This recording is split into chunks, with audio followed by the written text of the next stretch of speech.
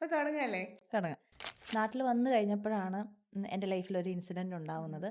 ഒരുപാട് challenges face ചെയ്തു. സുബ ഇന്ന് ഓപ്പൺ ആക്കി കിട്ടണ വരേക്കും എത്രയോ പേര് എന്നെ കളിയാക്കിയിട്ടുണ്ട്. ഷോപ്പിൽ വരുന്ന ആൾക്കാർ വരെ. അന്ന് എനിക്ക് അതിനുള്ള ധൈര്യം ഉണ്ടായിരുന്നില്ല എനിക്ക് എന്നാ സംഭവിച്ചതെന്ന് പറയാൻ. ഇനി മുമ്പോട്ട് ഞാൻ എങ്ങനെ ജീവിക്കും? സത്യം പറഞ്ഞാൽ ഒരു കൂട്ടായിരുന്നു ആവശ്യം. നമ്മൾ ഇഷ്ടത്തോടു കൂടി നമ്മൾ ഇഷ്ടപ്പെടുന്ന ആൾക്ക് വേണ്ടിയിട്ട് നമ്മൾ ചെയ്യും. നമ്മൾ അതിലൊരു കണക്ക് വെക്കുക, നമ്മളത് പറയുക. എനിക്ക് ഭയങ്കര ജാടയാണ്, അടുക്കാൻ കൊള്ളാത്ത ഒരാളാണെന്നൊക്കെ ചിന്തിക്കുന്ന ആൾ. പക്ഷേ ബിസിനസ്സാണ്, അപ്സ് ആൻഡ് ഡൗൺസ് ഉണ്ടാവും. നമ്മൾക്ക് ഐഡിയാസ് ഉണ്ടാവണം. റെസ്റ്റ് എന്ന് പറഞ്ഞൊരു സാധനം ഇല്ല. ഇല്ല. നമ്മൾ എപ്പോഴും ഓണായിരിക്കും. ഒരു പ്രോബ്ലം സോൾവ് ചെയ്ത് കഴിഞ്ഞ് റെസ്റ്റ് എടുക്കാം. അപ്പൊ അടുത്തത് വണ്ടിയും പിടിച്ച് വരും. അങ്ങനെയാ ഇവിടെ. എൻ്റെ നാട്ടിലുള്ള ആൾക്കാർ, എന്നെ പരിചയമുള്ളവരില്ലാത്തവർ എല്ലാവരും അത് ആഘോഷമാക്കി. ഇന്ന് അങ്ങനെയാണല്ലോ. Hello, welcome to another episode of Life as a Crash Course. Life is a crash course. No grades, no rules, just lessons from the ride. Today we have Megha Suraj with us.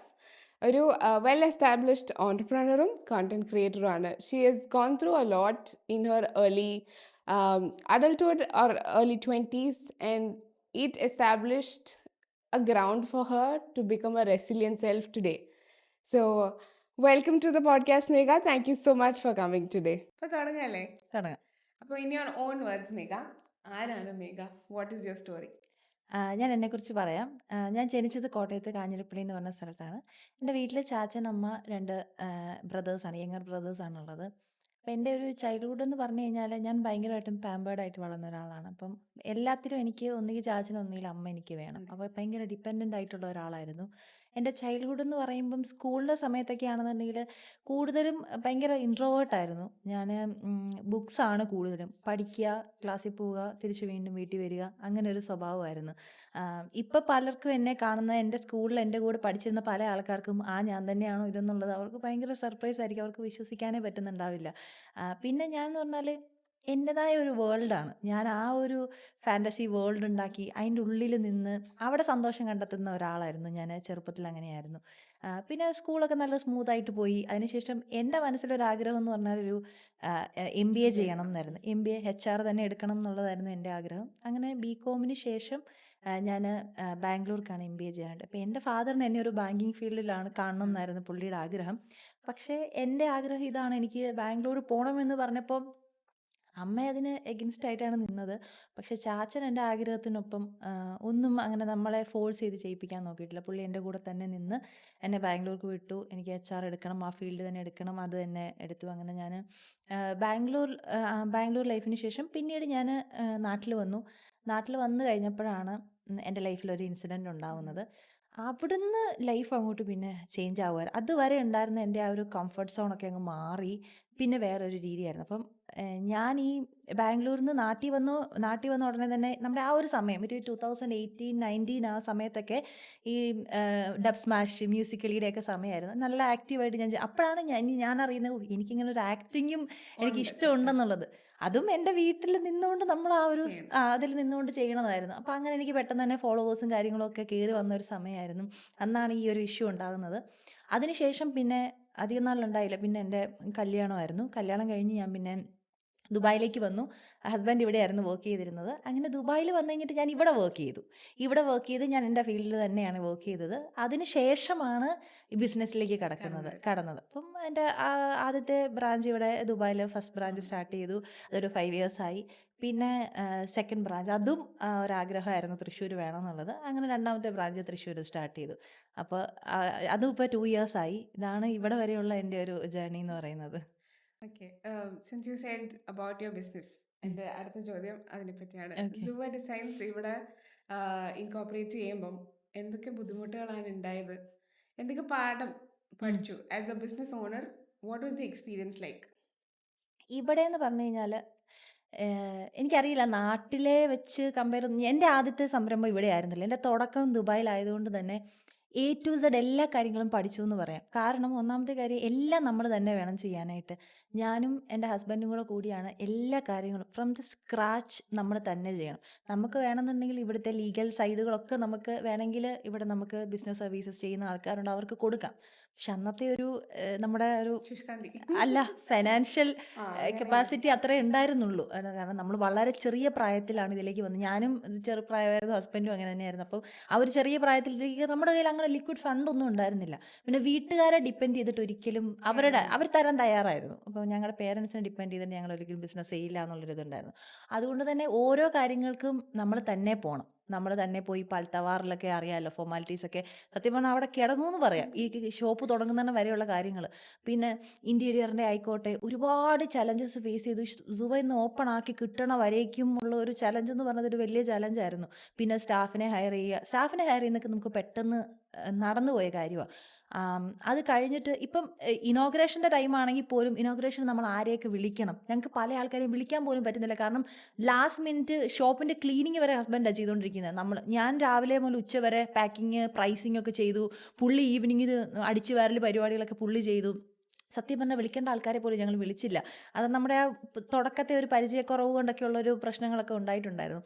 അത് കഴിഞ്ഞിട്ട് shop open ചെയ്ത് കഴിയുമ്പോഴാണ് സത്യം പറഞ്ഞു കഴിഞ്ഞാൽ അന്ന് 2021 സ്റ്റാർട്ടിലാണ് നമ്മളിത് തുടങ്ങുന്നത്. അപ്പോൾ ആ ഒരു സമയം എന്ന് പറഞ്ഞു കഴിഞ്ഞാൽ ഇതുപോലെ ബൊട്ടീക്ക് എന്ന് പറഞ്ഞൊരു കോൺസെപ്റ്റ് ഇത്രത്തോളം ഉണ്ടായിരുന്ന ഒരു സമയമല്ല. പിന്നെ നമ്മൾ ആ കരാമ എന്ന് പറയുന്ന സ്ഥലത്ത് ഇന്നത്തെ കരാമയല്ല അന്നത്തെ ആ ഒരു സ്പോട്ടെന്ന് പറഞ്ഞു കഴിഞ്ഞാൽ വലിയ ചലഞ്ചായിരുന്നു അവിടെ ആൾക്കാരെ എത്തിക്കുക എന്നുള്ളത്. അന്നത്തെ കരാമ ആ ഒരു സ്പോട്ട് എന്ന് പറയുന്നത് ഇത്രയും തിരക്കോ കാര്യങ്ങളോ ഒന്നും ഉണ്ടായിരുന്നില്ല. അപ്പോൾ അങ്ങോട്ടേക്ക് എങ്ങനെ ആൾക്കാരെ കൊണ്ടുവരാം എന്നുള്ളതായിരുന്നു ഒരു വലിയ ചലഞ്ച്. എനിക്ക് ഈ ലൊക്കേഷൻ കണ്ടപ്പോൾ തന്നെ എനിക്ക് ഇഷ്ടപ്പെട്ടിട്ടുണ്ടായിരുന്നില്ല. ഞാൻ നല്ല ടൗണിൻ്റെ സെൻറ്ററിൽ തന്നെ നല്ല തിരക്കുള്ള ഒരു സ്ഥലമാണ് നോക്കി വെച്ചത്. അപ്പോൾ ഹസ്ബൻഡാണ് എന്നോട് പറഞ്ഞത്, നമ്മുടെ തുടക്കമാണ്, ഇതിലേക്ക് നമ്മൾ ഇറങ്ങാൻ പോവുക. അപ്പോൾ ഇത്രയും വലിയൊരു റെൻ്റ് ഉള്ള ഒരു സ്ഥലത്തേക്ക് നമ്മൾ എടുത്തു കഴിഞ്ഞാൽ നമുക്ക് ബുദ്ധിമുട്ടായിരിക്കും സർവൈവ് ചെയ്യാമെന്ന് പറഞ്ഞു. അങ്ങനെ മനസ്സോടുകൂടിയാണ്. എന്നിട്ട് എന്നോട് ഹസ്ബൻഡ് പറഞ്ഞൊരു കാര്യമുണ്ട്, ഈ തിരക്കില്ലാത്തൊരു സ്ഥലത്ത് ആൾക്കാരെ വരുത്തുക എന്നുള്ളതാണ് നിൻ്റെ കഴിവിരിക്കുന്നത്, അത് നമുക്ക് നോക്കാം എന്ന് പറഞ്ഞു. അങ്ങനെയാണ് നമ്മൾ ഷോപ്പ് സ്റ്റാർട്ട് ചെയ്യുന്നത്. അന്ന് ആ ലൈനിൽ ഒരു ഷോപ്പ് മാത്രമേ ഉണ്ടായിരുന്നുള്ളൂ. അവിടെ ഞാനാണ് എന്തൊക്കെ തരത്തിൽ പ്രസൻറ്റേഷൻ ചെയ്താൽ ആളെ എത്തിക്കാം, ഓരോ ദിവസവും പുതിയത്. ഒരു ദിവസം ഞാനൊരു ട്രാൻസിഷൻ വീഡിയോ ആയിരിക്കും, ചില ദിവസം ഡാൻസിൻ്റെ വീഡിയോ ആയിരിക്കും. എത്രയോ പേര് എന്നെ കളിയാക്കിയിട്ടുണ്ട്. ഷോപ്പിൽ വരുന്ന ആൾക്കാർ വരെ പറയുമായിരുന്നു എന്നെ തുള്ളിക്കളിക്കണ കുഞ്ഞിപ്പുഴു എന്നൊക്കെ പറയുമായിരുന്നു. പക്ഷെ എനിക്കതൊരു നാണക്കേട് തോന്നിയിട്ടില്ല. കാരണം ഞാനായിട്ട് അന്ന് കൊണ്ടുവന്നതാണ്. ഒരു ഷോപ്പിൻ്റെ ഓണർ തന്നെ നിന്ന് ഡാൻസ് ചെയ്യാന്നൊക്കെ പറയുമ്പോൾ ഫ്രണ്ടിൽ കാണാൻ കുറേ ആൾക്കാർ നിൽക്കുമായിരുന്നു. നമുക്കൊരു ഓക്വേർഡ് ഫീലിംഗ് തീർച്ചയായിട്ടും ഉണ്ടാവും. എന്നാലും ഇതൊക്കെ ഒരു നല്ലതിനാണ്. ഇത് എൻ്റെ സ്ട്രഗ്ലിംഗ് സ്റ്റേജാണ്. എൻ്റെ സ്റ്റൈൽ ഇതാണെന്നാണ് ഞാൻ അന്ന് ചിന്തിച്ചിരുന്നത്. അപ്പോൾ അങ്ങനെ എന്തെങ്കിലുമൊക്കെ പ്രസൻറ്റേഷനൊക്കെ പുതിയ രാത്രിയിലൊക്കെ എനിക്ക് ഉറക്കം പോലും ഉണ്ടാവാറില്ല. ഹസ്ബൻഡാണ് രാവിലെ ഓഫീസിൽ പോകും. പുള്ളിനോട് പറയും നീ കുറച്ച് നേരം കിടന്ന് ഉറങ്ങിക്കോ. ഞാൻ പറഞ്ഞു ഇല്ല, നാളെ അടുത്ത വീഡിയോ പുതിയ രീതിയിൽ എന്തെങ്കിലും ഒന്ന് പ്ലാൻ ചെയ്യണമെങ്കിൽ ഞാനിങ്ങനെ രാത്രിയിലൊക്കെ ഇങ്ങനെ കുറേ നേരം ഇരിക്കും. അങ്ങനെ ആളെ അവിടെ എത്തിക്കുക എന്നുള്ളതൊരു വലിയ ചലഞ്ചായിരുന്നു. റെഡി ആയി കഴിഞ്ഞ് പിന്നെ പെട്ടെന്ന് തന്നെ ഞാൻ പോലും വിചാരിക്കാത്ത സമയത്താണ് സുബ അന്വേഷിച്ച ആൾക്കാർ വന്നു തുടങ്ങിയത്, ക്ലിക്കായി തുടങ്ങി. അത് ശരിക്കും എനിക്ക് പറയുകയാണെങ്കിൽ ഒരു 2 monthsനുള്ളിൽ തന്നെ നമ്മൾ പോലും മനസ്സിൽ ചിന്തിക്കാത്ത രീതിയിൽ ആൾക്കാർ റെസ്പോൺസ് വന്നു തുടങ്ങി. അങ്ങനെ ഭയങ്കര ആൾക്കാരുടെ ഫ്ലോ ആയി തുടങ്ങി. അങ്ങനെയായിരുന്നു. അപ്പം മറ്റൊരു മെയിൻ ചലഞ്ച് എന്ന് പറഞ്ഞാൽ ഫണ്ട് ഒരു മെയിൻ ചലഞ്ച് തന്നെയായിരുന്നു. അപ്പം എനിക്കിങ്ങനെ ആഗ്രഹം ഉണ്ടെന്ന് പറഞ്ഞപ്പം എനിക്കിങ്ങനെ ഒരു കാര്യം തുടങ്ങി തന്നത് ഹസ്ബൻഡ് തന്നെയാണ്. പുള്ളിയുടെ സേവിങ്സ് കാര്യങ്ങൾ എല്ലാം വെച്ചിട്ടാണ് നമ്മുടെ ഫസ്റ്റ് ബ്രാഞ്ച് തുടങ്ങുന്നത്. അതുകൊണ്ട് തന്നെ നമ്മുടെ അടുത്ത് ഫണ്ട് കുറവായിരുന്നത് കൊണ്ട് തന്നെ ഒരു 3 lakhs സ്റ്റോക്കേ നമുക്ക് എടുക്കാനുണ്ടായിരുന്നുള്ളൂ. ഇന്ന് 3 lakhs സ്റ്റോക്ക് എന്ന് പറയുമ്പോൾ നമ്മുടെ ഒരു റാക്കിൻ്റെ സൈഡ് നിറയ്ക്കാനേ നമ്മളെ കൊണ്ട് പറ്റുള്ളൂ.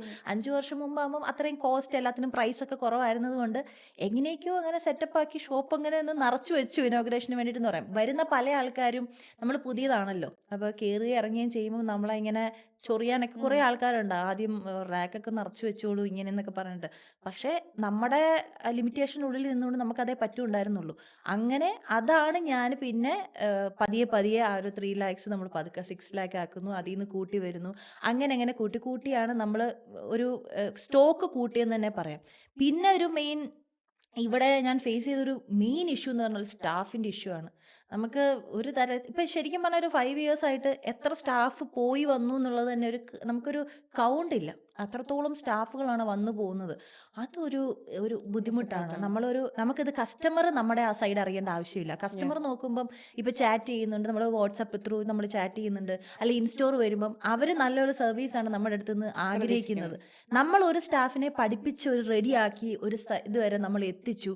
ഒരു 6 മന്ത്സ് തികയത്തില്ല, അതിന് മുമ്പ് ആൾ പോകും. പിന്നെ അടുത്ത ആളെ നമ്മൾ കൊണ്ടുവരണം, അതിൻ്റെ എക്സ്പെൻസസ്, അത് കഴിഞ്ഞിട്ട് അടുത്ത ആൾ വന്നു കഴിയുമ്പോൾ അയാളെ ഒന്നീന്ന് പഠിച്ചു വരുന്ന സമയത്തായിരിക്കും ഒരു കസ്റ്റമർ വരുന്നത്. കസ്റ്റമർ ഉദ്ദേശിക്കുന്ന രീതിയിലായിരിക്കില്ല ആൾ സംസാരിക്കണേ. അപ്പോൾ ആളുടെ ഒരു നെഗറ്റീവ് എന്തെങ്കിലും വന്നു കഴിഞ്ഞാൽ അത് സുവേനെ ബാധിക്കും. എന്നെ വിശ്വസിച്ച ആൾക്കാർ വരുന്നത്, മേഘ അത് ശ്രദ്ധിച്ചില്ല എന്ന ആൾക്കാർ, അവർക്കറിയേണ്ട ആവശ്യമില്ല. ഇതൊക്കെ എൻ്റെ തലയിൽ എനിക്ക് ബുദ്ധിമുട്ടാണ്, എന്നെക്കൂടെ പറ്റും, നമ്മളിങ്ങനെയൊക്കെ ഫേസ് ചെയ്യുന്നുണ്ട്, നമുക്ക് വീഡിയോയിലൂടെ വന്ന് നമ്മുടെ ബുദ്ധിമുട്ട് നമ്മൾ കസ്റ്റമറെ അറിയിക്കേണ്ട ആവശ്യമില്ലല്ലോ. അപ്പം അതൊക്കെ എനിക്ക് ഇപ്പോഴും ഞാൻ ഫേസ് ചെയ്യുന്ന ഒരു മെയിൻ ചാലഞ്ച് എന്ന് പറഞ്ഞാൽ അതാണ്. അതായത് നമുക്കൊരു സെയിൽ ലോ ആയി പോയതിൻ്റെ പേരിൽ ഞാൻ ഒരിക്കലും അങ്ങനെ ഡൗൺ ആയി പോവോ ഇരിക്കുവോ അങ്ങനെ ഇതുവരെ ദൈവം അനുഗ്രഹിച്ച് ഉണ്ടായിട്ടില്ല. പക്ഷേ സ്റ്റാഫിൻ്റെ ഇഷ്യൂവിൽ ഇന്നും നമുക്ക് ഭയങ്കര ബുദ്ധിമുട്ടാണ്. അതെ, അതാണ് ഇവിടെ ഫേസ് ചെയ്യുന്ന, ദുബായിൽ ഫേസ് ചെയ്യുന്ന ഏറ്റവും വലിയ ഇഷ്യൂ. അതെ, ഇപ്പം ദൈവം അനുഗ്രഹിച്ച് നാട്ടിലും ബ്രാഞ്ചസ് തുടങ്ങിയിട്ടുണ്ട്. അതെങ്ങനെ പോകുന്നു? നന്നായിട്ട് പോകുന്നു. നാട്ടിലെ ബ്രാഞ്ച് നല്ല സ്മൂത്തായിട്ട് തന്നെ പോകുന്നുണ്ട്. എനിക്ക് നല്ല ടെൻഷൻ ഫ്രീ ആണ്. ദുബായ് വെച്ച് കമ്പയർ ചെയ്യുമ്പോൾ എൻ്റെ എന്നുവെച്ചാൽ നമ്മുടെ കൂടുതൽ കോൺസെൻട്രേഷൻ നമ്മൾ കൊടുക്കേണ്ടത് ദുബായ് ബ്രാഞ്ചിലാണ്. നാട്ടിലെ ബ്രാഞ്ച് നല്ല വലിയ രീതിയിൽ headache ഒന്നുമില്ലാണ്ട്. ഹെഡേക്ക് ഒന്നും ഇല്ല. പിന്നെ എന്തായാലും ഒരു 3 മന്ത്സ് കൂടുമ്പോൾ 6 മന്ത്സ് കൂടുമ്പോൾ അവിടെ വിസിറ്റ് ചെയ്യുന്നുണ്ട്. നമുക്ക് അവിടെ ഒരു മാനേജറുണ്ട്. അവിടെ കണ്ടിന്യൂസ് ആയിട്ട് നമ്മൾ ഷോപ്പ് സ്റ്റാർട്ട് ചെയ്ത മുതൽ ഇന്ന് വരേക്കും നമ്മുടെ കൂടെ അത്രയും ട്രസ്റ്റ് ചെയ്ത് നമുക്ക് നിർത്താൻ പറ്റും. അതുകൊണ്ടാണ് ശരിക്കും പറഞ്ഞാൽ അവിടെ നമുക്കൊരു ടെൻഷൻ കുറവുണ്ട്. നല്ല സ്മൂത്തായിട്ട് തന്നെ തൃശ്ശൂർ ബ്രാഞ്ച് പോകുന്നുണ്ട്. പോകുന്നുണ്ട്. ആ, മേഘയുടെ ഇൻട്രോയിൽ ആ ഇൻസിഡൻറ്റിനെ പറ്റി പറഞ്ഞിരുന്നു. അതെ. If you would like to, ഇന്ന് നമ്മളെ കാണുന്ന ഓഡിയൻസിന് ആ ട്രാജഡി കാരണം ഇന്ന് ഒത്തിരി അധികം സ്ട്രോങ് ആയിട്ടാണ് മേഘ നിൽക്കുന്നത്. പക്ഷേ അത് സംഭവിക്കുന്ന സമയത്ത് you are very young, you are just like A child. അതെ. അപ്പം ഇന്നിപ്പം സോഷ്യൽ മീഡിയ വലിയൊരു തരംഗമാണ്. ഹെയ്റ്റ് കമൻസ് എന്ന് പറഞ്ഞൊരു കാര്യം ഒത്തിരി അധികം ഉം. എന്താ പറയുക, ഒരു ഫിൽറ്റർ ഇല്ലാണ്ട് ഉള്ളൊരു സമയമാണ്. അതെ. അപ്പം ഇന്ന് ഹെയ്റ്റ് കമൻസ് ഫേസ് ചെയ്യുന്ന കുട്ടികളോട് മേഘയ്ക്ക് എന്താണ് പറയാനുള്ളത്? ഇന്ന് നമ്മൾ എൻ്റെ ആ അന്നത്തെ ഒരു കാലഘട്ടം എന്ന് പറയുന്നത് ഏകദേശം ഒരു 2018, എനിക്ക് തോന്നുന്നു 2018 ആ ഒരു സമയത്താണ് ഇത് ഉണ്ടായിരുന്നത്. ഇന്ന് നമുക്ക് ഫെമിലിയർ ആയിട്ട് ഇന്നിപ്പോൾ എന്തൊരു നെഗറ്റീവ് ഒരു കാര്യത്തിൽ കണ്ടുപിടിക്കാം, മറ്റൊരു കണ്ണിൽ കൂടെ എന്ത് കാണാമെന്ന് നോക്കി നടക്കുന്ന ആൾക്കാരാണ് ഇന്നുള്ളത്. അന്നെന്ന് പറഞ്ഞു കഴിഞ്ഞാൽ അന്നത്തെ എൻ്റെ ഒരു വീഡിയോ എന്ന് പറഞ്ഞു കഴിഞ്ഞാൽ നമുക്ക് പോലും ചിന്തിക്കാൻ പോലും പറ്റാത്ത ലെവലിലേക്ക് എടുത്തുകൊണ്ട് പോയി നമ്മളെ അവരൊക്കെ ഒരു നിമിഷത്തെ ഒരു തമാശയാണ്. For the context of audience, ഒരു വീഡിയോ നമ്മൾ പോലും അറിയാത്ത രീതിയിൽ മിസ്ഇൻറ്റർപ്രിറ്റ് ചെയ്ത് അത് പിന്നെ സോഷ്യൽ മീഡിയയിൽ മൊത്തം അത് സർക്കുലേറ്റ് ചെയ്യണ്ടേ, which cost a lot of unnecessary issues. അപ്പോൾ അത് ഞാൻ ഓവർകം ചെയ്ത എങ്ങനെയാണെന്ന് വെച്ചാൽ എനിക്ക് കുറേ മാറാനായിട്ട് പറ്റി. ഞാൻ കുറച്ച് മുമ്പ് പറഞ്ഞിട്ടുണ്ട്. അത് തന്നെയാണ് എനിക്ക് എന്നോട് പലരും ആ ഒരു ഇൻസിഡൻറ്റ് ഞാൻ ഡിസ്ക്ലോസ് ചെയ്തതിന് ശേഷം, അന്ന് എനിക്ക് അതിനുള്ള ധൈര്യം ഉണ്ടായിരുന്നില്ല എനിക്ക് എന്നാ സംഭവിച്ചതെന്ന് പറയാൻ. വീടിൻ്റെ ഉള്ളിൽ റൂമിൻ്റെ ഉള്ളിൽ അടച്ചിരിക്കുക എന്നുള്ളത് എൻ്റെ ആ ഒരു പ്രായത്തിൽ എനിക്ക് അതേ പറ്റുണ്ടായിരുന്നുള്ളൂ. ഒരു ധൈര്യം ഉണ്ടായിരുന്നില്ല പുറത്തേക്ക് വരാനായിട്ട്. ഒരുപക്ഷെ ഞാൻ അന്ന് പുറത്ത് വന്ന് സംസാരിച്ചിരുന്നെങ്കിൽ എനിക്കറിയില്ല, ചിലപ്പോൾ ഒരു പക്ഷേ ആൾക്കാർക്ക് കാര്യം മനസ്സിലാവുമായിരുന്നു. ഇന്നുള്ളവരോട് എന്നോട് പറയാനായിട്ടുള്ളത്, സ്ട്രോങ് ആയിട്ട് നിൽക്കാൻ എനിക്ക് പറയാം, പക്ഷെ നമുക്കത് നമ്മൾ പറയുന്ന പോലെ അത്ര ഈസി അല്ല സ്ട്രോങ് ആയിട്ട്. അല്ലെങ്കിൽ നമ്മളെ എത്രയൊക്കെ നമ്മുടെ ഫ്രണ്ട്സൊക്കെ നമ്മളെ പിടിച്ചു നിർത്താൻ നമ്മൾ നോക്കിയാലും നമ്മുടെ കൂടെ വന്നിരിക്കാൻ അവരെ കൊണ്ട് പറ്റില്ലല്ലോ. എനിക്കും കുറേ ഫ്രണ്ട്സ് ഉണ്ടായിരുന്നു, ഫ്രണ്ട്ഷിപ്പിന് ഒത്തിരി വാല്യൂ കൊടുക്കുന്ന ഒരാളായിരുന്നു. പക്ഷേ എൻ്റെ ലൈഫിൽ ഒരു സമയം എത്തിയതിന് ഞാൻ ഒരു കാര്യത്തിലേക്ക് ഇൻവെസ്റ്റഡ് ആയിക്കഴിഞ്ഞാൽ അതിൽ 100% ജെന്യുവൻ ആയിട്ടിരിക്കുന്ന ഒരാളാണ്, ഏതൊരു റിലേഷൻഷിപ്പ് ആയിക്കോട്ടെ. പക്ഷേ ഈ ഒരു ഇൻസിഡൻറ്റിന് ശേഷം എൻ്റെ കൂടെ ഉണ്ടാവുമെന്ന് വിചാരിച്ച പല ആൾക്കാരും അന്ന് അവരുടെ റിയൽ ഫേസ് ഞാൻ കണ്ടു. അന്ന് ഞാനൊരു ഡിസിഷൻ എടുത്തതാണ്, ഇനി എൻ്റെ ലൈഫിൽ അവർ വേണ്ട എന്നുള്ളത് ഞാൻ തീരുമാനിച്ചാണ്. ആ ഒരു സിറ്റുവേഷനെ ഓവർകം ചെയ്യാൻ ഞാൻ ഒറ്റയ്ക്കാണ് ഓവർകം ചെയ്തത്. അന്ന് എനിക്ക് ആരും ഉണ്ടായിരുന്നില്ല. എൻ്റെ 2 ഫ്രണ്ട്സ് എൻ്റെ കൂടെ നിൽക്കുന്നുണ്ടായിരുന്നു. പക്ഷെ അവരൊക്കെ ഓൾറെഡി വർക്കിംഗ് ആണ്, അവർ പഠിക്കുന്നവരാണ്. അവർക്ക് സമയങ്ങളിൽ അവർക്ക് പറ്റുന്ന സമയത്തൊക്കെ എന്നെ മാക്സിമം വിളിച്ച് ഒരു മെൻ്റൽ സപ്പോർട്ട് എനിക്ക് തരാൻ പറ്റും. പക്ഷേ 24/7 എൻ്റെ കൂടെ ഇരിക്കാനായിട്ട് അവർക്ക് പറ്റത്തില്ല. തിരിച്ചു വരിക എന്നുള്ള ഒരു ഡിസിഷൻ അല്ലെങ്കിൽ ആ ഒരു തീരുമാനം ഞാൻ തന്നെ എടുക്കേണ്ടതാണ്. പക്ഷെ നമുക്കിപ്പോൾ ഒരാളെ ഉപദേശിക്കുന്നത്, ഇപ്പോൾ പറഞ്ഞ പോലെ നമുക്ക് ഇപ്പം ഇങ്ങനെ ഫേസ് ചെയ്യുന്ന ഒരാളോട് എനിക്ക് പറയാൻ എളുപ്പമാണ്. പക്ഷെ നമ്മൾ അതിൽ കൂടെ തന്നെ എന്താ പറയുക, ആ ഒരു ജീവിച്ച് തീർത്ത് നമ്മൾ തിരിച്ച് വരിക എന്നുള്ളതേ നമുക്ക് സാധിക്കത്തുള്ളൂ. അപ്പം ഞാൻ ഒറ്റയ്ക്ക് തന്നെയാണ്. ഇപ്പം എൻ്റെ പേരൻസ് നമുക്കറിയാം, നമ്മുടെ പേരൻസിനടുത്ത് നമ്മളെങ്ങനെ പറഞ്ഞു കൊടുക്കും സൈബർ ലോകത്ത് ഇങ്ങനൊരു കാര്യം നടക്കുന്നുണ്ട് എന്ന്. അമ്മയ്ക്ക് പറഞ്ഞു കൊടുക്കാൻ പറ്റും, പക്ഷേ ചാച്ചൻ്റെ അടുത്ത് എനിക്കത് ഫുള്ളായിട്ട് എന്താ എനിക്ക് സംഭവിച്ചത് എനിക്ക് പറഞ്ഞു കൊടുക്കാൻ പറ്റുന്നുണ്ടായിരുന്നില്ല. അപ്പോൾ അമ്മയ്ക്ക് പറ്റുന്ന ഹെൽപ്പ് അമ്മ ചെയ്യുന്നുണ്ട്, പക്ഷേ നമുക്ക് നമ്മുടെ വീടിന് പുറത്ത് പോലും ഇറങ്ങാൻ പറ്റാത്ത ലെവലിലേക്ക് നമ്മൾ തീരുമ്പോൾ നാളെ എനിക്ക് മുമ്പോട്ടൊരു ലോകം ഉണ്ടെന്നൊന്നും എനിക്ക് ചിന്തിക്കാൻ പറ്റുന്നില്ല. ഞാൻ അമ്മയോട് ചോദിക്കും, അമ്മ ഇനി മുമ്പോട്ട് ഞാൻ എങ്ങനെ ജീവിക്കും, എൻ്റെ ലൈഫ് എന്താകും, ഞാൻ എങ്ങനെ പ്രൂവ് ചെയ്യും ഞാനിതൊന്നും ചെയ്തിട്ടില്ല എന്ന് ഞാൻ എങ്ങനെ പ്രൂവ് ചെയ്യും എന്നൊക്കെ ഞാൻ ചോദിക്കുമായിരുന്നു. പക്ഷേ അത് ഞാൻ തന്നെ അനുഭവിച്ച് തീർത്തു ആ ഒരു അതൊന്നും അതിനെക്കുറിച്ച് സംസാരിക്കുമ്പോൾ ഞാൻ ശരിക്കും ഒരു സമയം വരെ ഞാൻ കരയുമായിരുന്നു. അത് ഉം, പിന്നെ കുറച്ച് കഴിഞ്ഞപ്പോഴത്തേക്ക് ഞാൻ ഭയങ്കര ബോൾഡായി. എൻ്റെ ലൈഫിൽ ആ ഒരു കാര്യം ഉണ്ടായത് കൊണ്ടാണ് ഇന്ന് എനിക്കിവിടെ ഇരിക്കാൻ പറ്റുന്നത്. അപ്പോൾ അതുകൊണ്ട് അത് ഒരു കണക്കിന് നോക്കുമ്പോൾ അതൊരു നല്ല സൈഡെന്ന് ഇപ്പം എനിക്ക് തോന്നുന്നുണ്ട്. അപ്പോൾ ഒരിക്കലും ഇപ്പം ഇങ്ങനെ ആരെങ്കിലും നിങ്ങൾക്ക് എന്തെങ്കിലുമൊക്കെ ഫേസ് ചെയ്യുന്ന ഇങ്ങനത്തെ രീതികൾ നമുക്കൊരിക്കലും മാറ്റാൻ പറ്റത്തില്ല. ഈ സമൂഹം ഇങ്ങനെയാണ്. ഞാനും വന്നിരുന്ന് പറയുമായിരുന്നു, ഒരു തെറ്റും ചെയ്യാതെ എന്തിനാ ഒരു പെൺകുട്ടിയോട് ഇങ്ങനെ ആൾക്കാർ ചെയ്യുന്നേ, നമുക്ക് നന്നാക്കാൻ പറ്റത്തില്ല ആൾക്കാർ എന്ന് കരുതി നിങ്ങളാരും ഞാൻ ചെയ്തതുപോലെ സോഷ്യൽ മീഡിയ എല്ലാം കളഞ്ഞ് എല്ലാം പോയി എൻ്റെ ജീവിതം തീർന്നു എന്ന് പറഞ്ഞിട്ട് വെറുതെ ഇരുന്ന് നശിപ്പിച്ച് കളയരുത്. ഒരിക്കലും നമ്മൾ തിരിച്ചു വരിക, അക്കൗണ്ടൊന്നും ഒരിക്കലും നമ്മൾ ഡീആക്ടിവേറ്റ് ചെയ്ത് കളയരുത്. ഇതിന്ന് പോകുക, നമുക്ക് എന്താണോ ഇഷ്ടമുള്ളത് നമ്മൾ ആ കാര്യം ചെയ്യുക. നമ്മൾ ഒന്നുകിൽ വന്നിട്ട് അതിനെക്കുറിച്ച് സംസാരിക്കാനായിട്ടുള്ള ധൈര്യം കാണിക്കുക, അല്ലെന്നുണ്ടെങ്കിൽ നമുക്ക് ഇഷ്ടമുള്ള കാര്യങ്ങളൊക്കെ ചെയ്യുക. നമ്മുടെ ആ ഒരു സർക്കിളുണ്ടല്ലോ, നമ്മുടെ ഇതെന്ന് പറഞ്ഞു കഴിഞ്ഞാൽ ഒരു ടൈമിങ്, ഒരു സമയത്തുണ്ടാവും ഇതൊന്നും. നമ്മളിപ്പോൾ ഒരു ന്യൂസ് തന്നെ കാണാറുണ്ട്, ഒരാഴ്ച ഉണ്ടാവും ഒരു ന്യൂസ്, അല്ല ഒരു 2 ദിവസം ഉണ്ടാവും. അതിനെക്കാട്ടിലും വലിയ ന്യൂസ് കിട്ടുമ്പോൾ അവർ അത് പൊക്കിക്കൊണ്ടുവരും. അത് തന്നെ ഇത് നടക്കുക. കുറച്ച് നാൾ ഇത് വെച്ചൊരു രസം ഉണ്ടാവും, പിന്നെ നമ്മളെ ഇട്ടിട്ട് അടുത്ത ആളെ പൊക്കിക്കൊണ്ട് പോകും. അപ്പോൾ ഒരു കാലം അത് മായ്ക്കുമെന്നാണ് എനിക്ക് പറയുന്നത്. അതുവരേക്കും നമ്മുടെ മനസ്സിൻ്റെ ഒരു വിൽ പവർ നമ്മൾ കറയാതെ നിൽക്കണം. Time heals everything. സത്യമായിട്ടും. You were the face of magazines before Instagram was even a thing. അതെ. ആ ഒരു മെയിൻ സ്ട്രീം റീൽസും സോഷ്യൽ മീഡിയ ഇൻഫ്ലുവൻസർ മാർക്കറ്റിംഗ് എന്നൊക്കെ അതൊരു തരംഗാവുന്നതിക്ക് മുന്നേ you are the face of many magazines. എങ്ങനെയായിരുന്നു ആ face of life? How did it come into being and how did it work out for you? ഞാൻ ഒരിക്കലും ആഗ്രഹിച്ചിട്ടല്ല ഞാൻ ആ ഒരു ഫീൽഡിലേക്ക് വന്നത്. അത് എങ്ങനെയൊക്കെയോ എൻ്റെ അടുത്തേക്ക് വരുമായിരുന്നു ചെയ്തത്. ഞാൻ ഒരിക്കലും എന്താ പറയുക, ഒരു മൂവിയിൽ ആക്ട് ചെയ്യണം, അല്ലെങ്കിൽ ഒരു മാഗസിൻ, ഒരു മോഡലിംഗ്, ഇതൊന്നും ഞാൻ ആഗ്രഹിച്ച ആളായിരുന്നില്ല. ഞാൻ പറഞ്ഞ പോലെ തന്നെ എൻ്റെ ക്ലാസ് MBA കഴിഞ്ഞിട്ട് ഞാൻ നാട്ടിൽ വന്നിരുന്ന സമയത്ത്, ആ സമയത്ത് ഇൻസ്റ്റഗ്രാം ഒക്കെ ഇപ്പോഴത്തെ പോലല്ല. ഇപ്പോൾ കുറേ ഇൻഫ്ലുവൻസേഴ്സ്, നമ്മൾ ഒരുപാട് ആൾക്കാരുണ്ട്, ഒരുപാട് കോണ്ടൻസ് ആൾക്കാർ ഇടുന്നുണ്ട്. അന്നെന്നൊക്കെ പറയുമ്പോൾ ഡബ് സ്മാഷ് മ്യൂസിക്കിലെ ആ ഒരു കാലഘട്ടമായിരുന്നു. അതൊക്കെ ഇട്ട് അത്യാവശ്യം പെട്ടെന്ന് തന്നെ അത് റീച്ച് ആവുകയും ചെയ്യും. എൻ്റെ വീഡിയോസ് റീച്ചായി, എൻ്റെ അക്കൗണ്ട് റീച്ചായി. അങ്ങനെ എനിക്ക് വന്നതാണ് ചെറിയ ആദ്യം തുടക്കത്തിൽ ചെറിയ രീതിയിലൊക്കെ എനിക്ക് ഇതുപോലെ മാഗസിൻസിൻ്റെ ഒക്കെ ചെറിയ രീതിയിൽ വന്നു. പിന്നെ ഞാൻ ഷൂട്ട്സ് അല്ലാതെ പ്രൊമോഷൻ രീതിയിൽ ചെയ്യുമായിരുന്നു.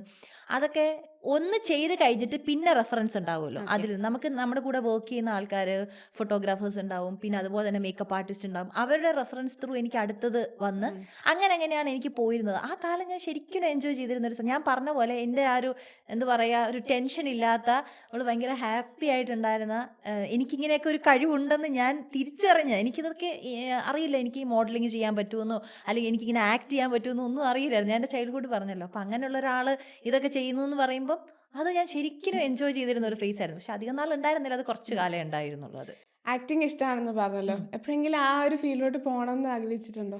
ഇടയ്ക്ക് തോന്നിയിട്ടുണ്ടായിരുന്നു. അതൊരു ഫിലിം ഫീൽഡ് എനിക്ക് ഓഫർ വന്ന് അതിൻ്റെ ഒരു സ്റ്റെപ്പ് വരെ ഞാൻ എത്തി നിന്നു. പക്ഷേ എനിക്ക് പറ്റുന്ന ഫീൽഡല്ല എന്ന് എനിക്ക് ചില കാരണങ്ങളാൽ അതെനിക്ക് മനസ്സിലായപ്പം എനിക്ക് വേണ്ട, അതെനിക്ക് ശരിയാവും, എനിക്ക് എൻ്റെ ഒരു ക്യാരക്ടർ അനുസരിച്ച്, എൻ്റെ ഒരു രീതി അനുസരിച്ച് എന്നെക്കൊണ്ടത് പറ്റുന്നില്ല എന്ന് എനിക്ക് മനസ്സിലായപ്പോൾ ഞാൻ തന്നെ അത് വേണ്ട. അതെ അതെ അതെ. ബാംഗ്ലൂർ ആയിരുന്നു പഠിത്തം എന്ന് പറഞ്ഞല്ലോ. How was Bangalore for you? ഞാനും ബാംഗ്ലൂർ തന്നെയായിരുന്നു, ഞാൻ ക്രൈസ്റ്റിലാണ് പഠിച്ചത്. For me this is second home. അപ്പോൾ how was it for you? ആ ഒരു MBAയുടെ കാലഘട്ടം, how was the friendships like, how was the place like for you? എനിക്ക് ശരിക്കും പറഞ്ഞാൽ ഒരു എക്സ്കേപ്പ് ആയിരുന്നു നാട്ടിൽ നിന്ന് ബാംഗ്ലൂർ എന്ന് പറയുന്നത്. കാരണം കോളേജിൽ പഠിക്കുന്ന സമയത്താണെങ്കിലും ഇങ്ങനത്തെ ഇൻസിഡൻസ് എൻ്റെ ലൈഫിൽ ഉണ്ടായിട്ടുണ്ട്. ബുള്ളിങ് കാര്യങ്ങളൊക്കെ കുറേ ഉണ്ടായിട്ടുണ്ട്. അപ്പം അതുകൊണ്ട് തന്നെ എനിക്ക് തീരെ റെസ്പെക്റ്റ് ഇല്ലാത്ത ഒരു സമയമായിരുന്നു. അപ്പോൾ എനിക്ക് ട്രസ്റ്റ് ഒക്കെ ഒന്നുമില്ല, നഷ്ടപ്പെട്ട ഒരു സമയം. അപ്പോൾ എനിക്കെന്ന് പറഞ്ഞു കഴിഞ്ഞാൽ ഇവിടെ നിന്ന് എങ്ങനെയാലും ഒന്ന് മാറി നിൽക്കണം എന്നുള്ളൊരു ചിന്തയായിരുന്നു.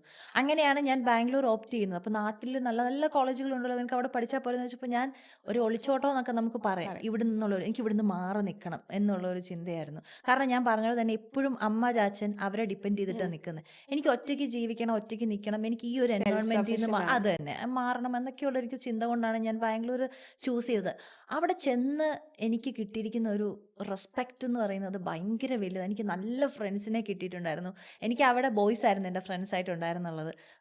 അത് ആ ഒരു ഫ്രണ്ട്ഷിപ്പ് എന്ന് പറഞ്ഞ ലൈഫിൽ ഒരിക്കലും മറക്കാൻ പറ്റും. എന്നെ എത്രത്തോളം അവരെ ടേക്ക് കെയർ ചെയ്തിട്ടുണ്ട്. എനിക്ക് എൻ്റെ ആ ഒരു ഫ്രണ്ട്സിൻ്റെ ആ ഒരു സർക്കിൾ മാത്രമല്ല ഞാൻ പറയണം, ആ കോളേജിൽ നിന്ന് കിട്ടിയ ആ ഒരു റെസ്പെക്റ്റ്, അവിടുത്തെ ഫാക്കൽറ്റീസ് ആയിക്കോട്ടെ, അവിടുത്തെ സീനിയേഴ്സ് ആയിക്കോട്ടെ, സീനിയർ ജൂനിയർ എന്ന് പറഞ്ഞൊരു ഡിവിഷൻ അവിടെ ഇല്ല. നമ്മുടെ നാട്ടിൽ ഞാൻ എൻ്റെ ബികോമിൽ എന്താണോ ഞാൻ ഫേസ് ചെയ്തത്, ഞാൻ അതൊക്കെ കുറച്ച് എക്സ്പെക്റ്റ് ചെയ്തിരുന്നു അവിടെ ചെല്ലുമ്പോൾ. പക്ഷേ ഞാനൊരു ഫ്രഷർ ആണെങ്കിൽ പോലും എനിക്ക് തന്നെ ഒരു ഭയങ്കര സർപ്രൈസായി എന്നോട് സംസാരിക്കുന്ന രീതി, എനിക്ക് തരുന്ന റെസ്പെക്റ്റ്, അത് ആ ഒരു 2 ഇയേഴ്സ് ശരിക്കും നല്ലൊരു കോളേജ്, നല്ലൊരു എൻവയോൺമെൻറ്റിൽ, നല്ല കുറച്ച് ഫ്രണ്ട്ഷിപ്പ്, നല്ലൊരു എൻവയോൺമെൻറ്റിൽ എനിക്ക് പഠിക്കാൻ പറ്റിയ ആ ഒരു 2 ഇയേഴ്സ് എന്ന് പറയുന്നത്. പക്ഷേ ബാംഗ്ലൂർ ഒരിക്കലും എനിക്കൊരു സെക്കൻഡ് ഹോം എന്ന് പറയാൻ പറ്റില്ല. അങ്ങനെ ഒരു വൈബിങ്ങിൻ്റെ അത്രയുള്ള ഒരു അടിച്ചുപൊളിയുടെ ഒരു ആളല്ല ഞാൻ പൊതുവെ. അപ്പോൾ അതുകൊണ്ട് തന്നെ അത് കഴിഞ്ഞിട്ട് പിന്നെ അമ്മയാണെങ്കിലും പിന്നെ നാട്ടിലേക്ക് വരണം, വീട്ടിലേക്ക് വരണം. 2 വർഷം തന്നെ എന്നെ വിട്ടത് തന്നെ കുറച്ച് ബുദ്ധിമുട്ടിയാണ് അമ്മ. അപ്പോൾ അമ്മയ്ക്ക് എങ്ങനെയെങ്കിലും എന്നെ തിരിച്ചു കൊണ്ടുവരണം, എന്നെ വീട്ടിൽ നിർത്തണം എന്നൊക്കെയുള്ള ചിന്തയായിരുന്നു. അപ്പോൾ പിന്നെ ഞാൻ നാട്ടിലേക്ക് വന്നു. ബാംഗ്ലൂർ ഒരിക്കലും ഞാനങ്ങനെ മിസ് ചെയ്തിട്ടില്ല. മിസ് ചെയ്തിട്ടില്ല. ഇല്ല. MBA കഴിഞ്ഞ ഉടനെ തന്നെ കല്യാണം also came into the picture. അതെ. How was life with Suraj like? How has he been a support system during the incident and even after it, through your business journey? He has been a concrete for you. Definitely. How was the journey like? ഈ ഒരു incident ഉണ്ടാവുന്ന സമയത്ത് സൂരജ് എൻ്റെ കൂടെ ഇല്ലായിരുന്നു.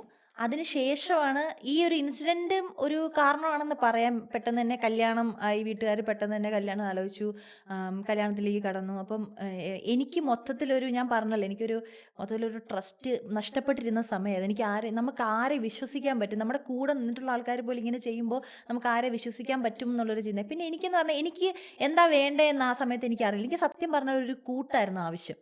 നമുക്ക് നമ്മുടെ pain ഒന്ന് ഷെയർ ചെയ്യാൻ, എൻ്റെ കൂടെ നിൽക്കാൻ ഒരാൾ, അതാണ് എനിക്ക് വേണ്ടതെന്ന് എനിക്കന്ന് അറിയില്ല.